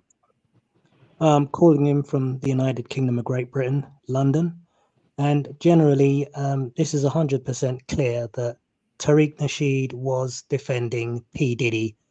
That's just, there's no debate in this. This is like, as clear as night and day. And quite frankly, I'm a strong believer in the fact that we're innocent until proven guilty. So, it is looking extremely bad for, P. Diddy, because you've had all of these allegations going back, as you've shown us, from the late 80s all the way to the present time. So the situation is looking bad for him. But me, I'm a fair-minded individual. Just let him have his day in court. And if he's innocent and if he's guilty, then so be it. I mean, if he's guilty by a jury of his peers, then, let's all go in on him. That's generally my perspective. And just one more thing. There was a man called, was it Professor Black Truth? Now, he was talking about the incident with P. Diddy. Yeah. Now, he said, look, I'm not here to defend P. Diddy. P. Diddy is quite a ghastly character, a horrible character. However, I'm just going to try to compare and contrast the way they treat people like Prince Andrew in the United Kingdom, the way they treat people like Harvey Weinstein, and the way in which they treat people like R. Kelly and P. Diddy. So that was a good comparison here. So, you know, if Tariq Nasheed was going along that line, I would have been okay with that. But unfortunately, he was just trying to defend the individual, whereas Professor Black Truth wasn't doing that in the least. Agree. I feel it. I totally agree. And real quick, Rated R is in the chat saying I called in, Mike dropped me out. Yes, after Yeah, you we had just the chance to speak, and you wasn't really talking about nothing, and we had other people, so you got dropped out. Like your point. Okay. Can I ask Um, Idris a question real quick, Mike? yeah, go for it. Go for it. Back on the chat, Idris. They said you made a comment saying that isn't Puff Daddy like your Michael X? Can you explain that? No, basically, what I was saying was Tariq Nasheed was defending P. Diddy for saying that he's suing trillionaires, and as a result of suing trillionaires, he's you know, being a martyr. You know, he's going against, and they're persecuting him for the color of his skin. And then I was just like, what are you now trying to say, that P. Diddy is somewhat like Malcolm X? That's what I meant. I'm not trying to say that he is Malcolm X or anything like that. No, not at all. My apologies. Okay. I got you now. Basically, Yeah, hold on, guys. Basically, what Idris is saying is, why is Tariq promoting conspiracies as if P. Diddy is like a civil rights leader, when this is just some nigga who signs rap Right. artists, right? I mean, he's not no Malcolm Malcolm, X he's not Martin. So for by any Tariq, means. so for Tariq to put that same level of conspiracy as if he's some kind of political activist, I'm sure it's very confusing to someone like Idris, who's calling in from the UK. Like, wait a minute, I thought P. Diddy was just some rapping ass nigga. Yeah, I've learned so much about P. Diddy in one night in all the time I've known him since the 1980s, since the early 90s. So thanks a lot for educating me. Since we are just being candid and critiquing people who others think shouldn't be critiqued, can y'all put a one in the chat if you believe, just like I do, that the Black Authority and Professor Black Truth are the same people? Because them motherfuckers got the same cadence, the same tonality, the same everything. They claim they're not the same. I don't never see both the niggas at the same time on the live or nothing. But Can I weigh in here? Go ahead. Idris. Can I weigh in here? Basically, they are both different people, because Tariq Nasheed, incidentally, was speaking to both Jason Black of the Black Authority and was also speaking to Professor Black Truth. So all three of them were talking on YouTube. You can look it up. So they are both different characters. And you heard TBA and Professor Black Truth speaking at the same time. I've heard both of them speaking at the same time with Tariq Nasheed. Yes, I did hear them too. All right. It's on a video if you look it up. Hey, I am glad that I'm not the only one who noticed a lot of similarity. I thought I was too high one day. I finally clicked on a Professor Black Truth video, and I was like, this nigga talks just like TB. What? Well, Mike, they get the same thing I get. They kind of sound white, so that's what everybody tells me. Is like, you sound like a white person. So that's the only thing that I think. I think they sound like two different individuals. But that's just me. They sound like the same white person. Yeah. Well, they sound pretty black to me. Hey, Mike. To me too. I They want to speak ask. black. That's good enough. Well, hold on, y'all. Yeah, go ahead, Snap. What's up? I was gonna say, I can't remember what year did New Jack City come out, because maybe Puffy watched that and he wanted to be like that or something. 1989. 89. Okay. New Jack City came out in 89? 1989. 89. Yeah, I watched it in 91. Well, hey, yo, real quick. I got another stream to do after this one, so we got to wrap this one up. But before we do, we've got Star Child calling in. Hey, y'all. Where you calling in from? What up, sis? I'm in Kansas. Well, right now I'm in Kansas City, Kansas. Okay. Yeah, but I'm gonna be moving to Washington. I'm from Washington, but then St. Louis. I'm all over the place. And Star Child, do you acknowledge that Tariq was defending Diddy or no? Okay, I didn't see it, but I'm sure he was. But for me, Puff Daddy is a low down, dirty, scallywag piece of trash. Yep. And I've always hated him. You know, every time you turn around, he's always on somebody's song, dancing in the shiny damn suit, taking up somebody else's space. You know what I'm saying? Getting they shine. And I this is what I think. I think it's more about them and the government. You know, the black man against the government. That, you know, that's what they're really defending, but it sounds like they're defending Puffy. You see what I'm saying? But in their mind, it's just black folks against the government. That's what I think. So they're using the conspiracy against the government as a means to defend P. Diddy, isn't it? Yes, because it's always like black folks always getting, you know, jacked up over, you know, and effed up over the government. So I think in their mind that's what it is. But I just think Puff Daddy did everything under the sun. I don't care. He murdered, he killed. He needs to be thrown up under a jail, and he needs to give everybody back their publishing, you know, that he stole from them. His mama is a piece of shit. She a tramp too, you know, all of them. Fuck them Yes, all. they're all degenerates. You know what I'm saying? And we're sitting here caping for a degenerate. Puff Daddy, he has sex with his own children's girlfriends. He's disgusting. He is. He's a ugh. I can't stand him. And them little beady eyes, you know. Ugh. God, he's so damn ugly. I think he suffers from the psychopathic personality disorder. Yeah, or he's a something like that. narcissist. Yeah, he's a malignant narcissist. Well, he's more than a narcissist. You, like you said, he's probably a sociopath. Yes, agreed. Not a psychopath. Psychopaths are made. Sociopaths are made from society. And I think he's a sociopath. And he killed Andre Harrell. He done killed every damn body. Shit. I think Suge Knight was right about him in the beginning. If they flew a little drone over his land, I bet it's dead bodies everywhere. He got enough land for it. Talk about it. And real quick, They're everywhere. Real quick, y'all, we just had another contribution come through. Big Hank, thank you for throwing 5 on it, brother. Big Hank says, Tariq can't leave the state till we say so, LOL. Y'all crazy. Well, Star Child, go ahead and provide us with some closing remarks real quick. We've got Marvin back on the line. We got okay. Right after the stream, I got another stream about Umar Johnson getting caught with a white woman finally. So don't go anywhere, guys. Yeah, I saw that shit. As soon as the stream ends, I got video of Umar Johnson with a white woman, y'all. Let's go. Well, I just want to say, Mike, I love watching your Yes, show. you I vanilla just crack up chocolate. so much. I It's love just so vanilla. good, and you are so funny. Thank you, Star Child. I appreciate you. It's always nice seeing you in the chat. Is he bunny hopping? Snow bunnies? Hold on. I think I muted Star Child on accident. There you go. Star Child. Yeah, as I was saying, it's always nice seeing you in the chat. Don't hesitate to click that link and call in. Hopefully we hear from you on the weekend streams. You know I do Okay. the long Yes, ones on the weekend. I'm usually in there. Sometimes I fall asleep back and forth, but I'm usually, and I'm doing my hair right now. It's a lot of it. It's all mine. Yeah. Hey, that's what's up. Yep. Well, all right, Yes, sister. you We'll ain't talk to you soon. You have a good one. You too. All right. Bye.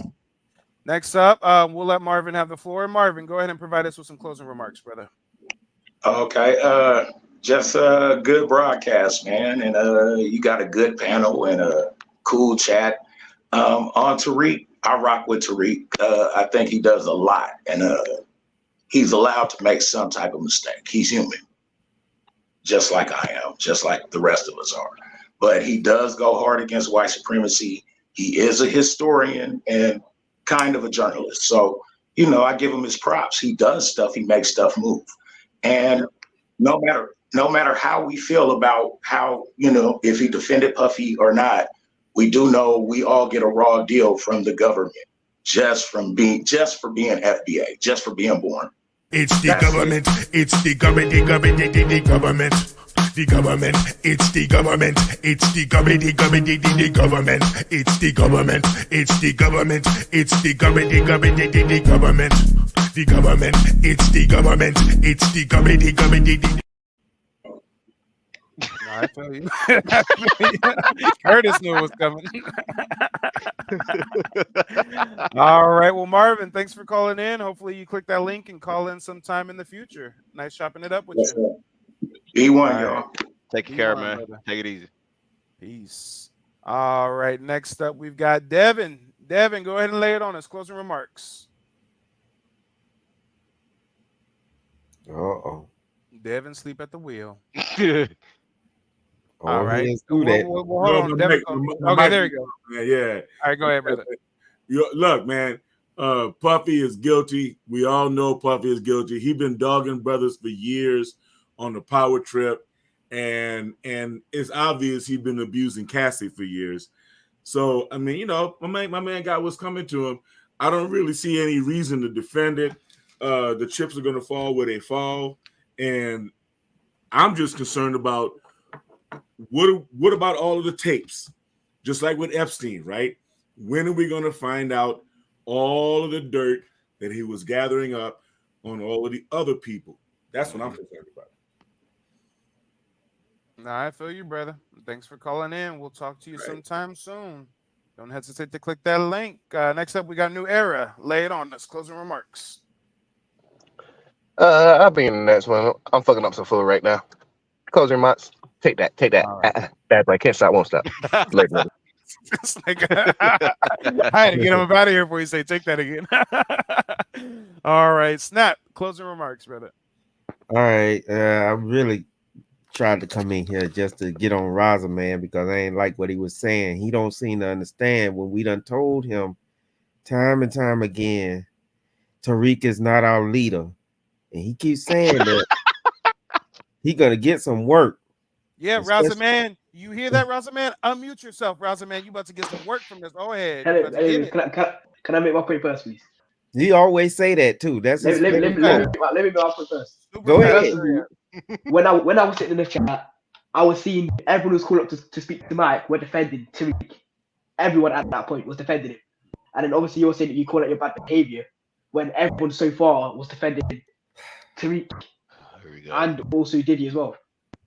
Yeah, we know that. But hold on, let me stop you right there. Did you read what I said to you when you was doing all that? Every time you talking about, yeah, look at y'all leader, how you like y'all leader now, and all this. Didn't I tell you? No, hold on. Didn't I tell you as FBA, we can straighten our FBAs. We don't need you to try to do it. You go over there and straighten up some people over there in Africa or something. Don't do that no more. That's when people from FBA, the first person, because and we got to wrap up the stream. Thank you. All right. I'll see you in a minute. All right, Snap. I'll see you on the next one, brother. Idris, closing remarks. Yes, so generally speaking. Wait, hold on.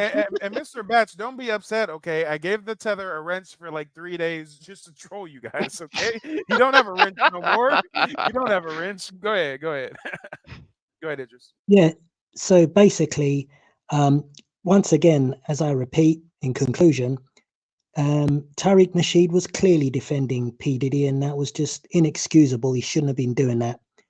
And but nevertheless, I'm somewhat disappointed with Tariq Nasheed. But despite my disappointment with Tariq Nasheed, I'm going to still listen to all the other things that he says about, foundational Black America and about, white supremacy. If he's putting out good talking points, despite his deep flaws, and I'll completely disagree with his deep-seated incorrections and his foibles as a human being.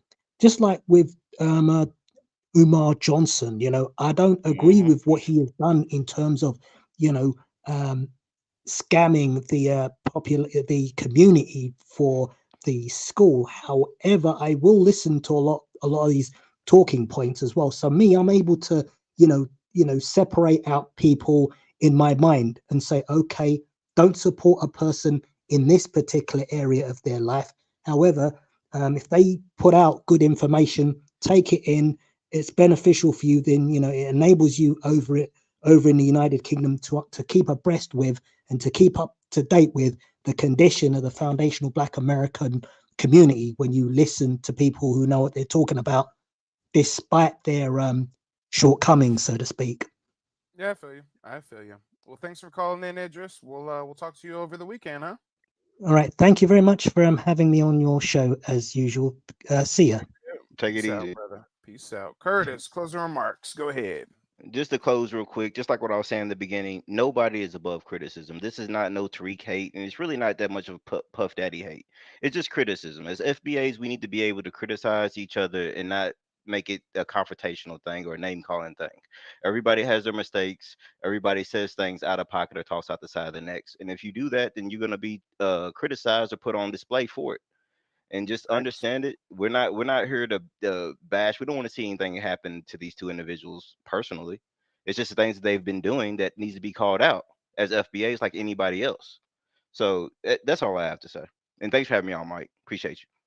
Yep, for sure. Till next time, Curtis. Talk to you soon, brother. Well, ladies and gentlemen, boys and girls, in my mind, the first strike with Tariq was endorsing Umar after all the scamming and all the vitriol and all the beefing. Second strike is defending Diddy. And when we learn that he has previous business dealings with Diddy, I mean, it makes a lot of sense. It makes a lot of sense. But ladies and gentlemen, boys and girls, this is the end of the stream. Don't go anywhere. As soon as the stream ends, there's going to be a 10-second countdown, and then the next stream is going to begin. On the next stream, we're showing Umar Johnson getting busted with a white woman.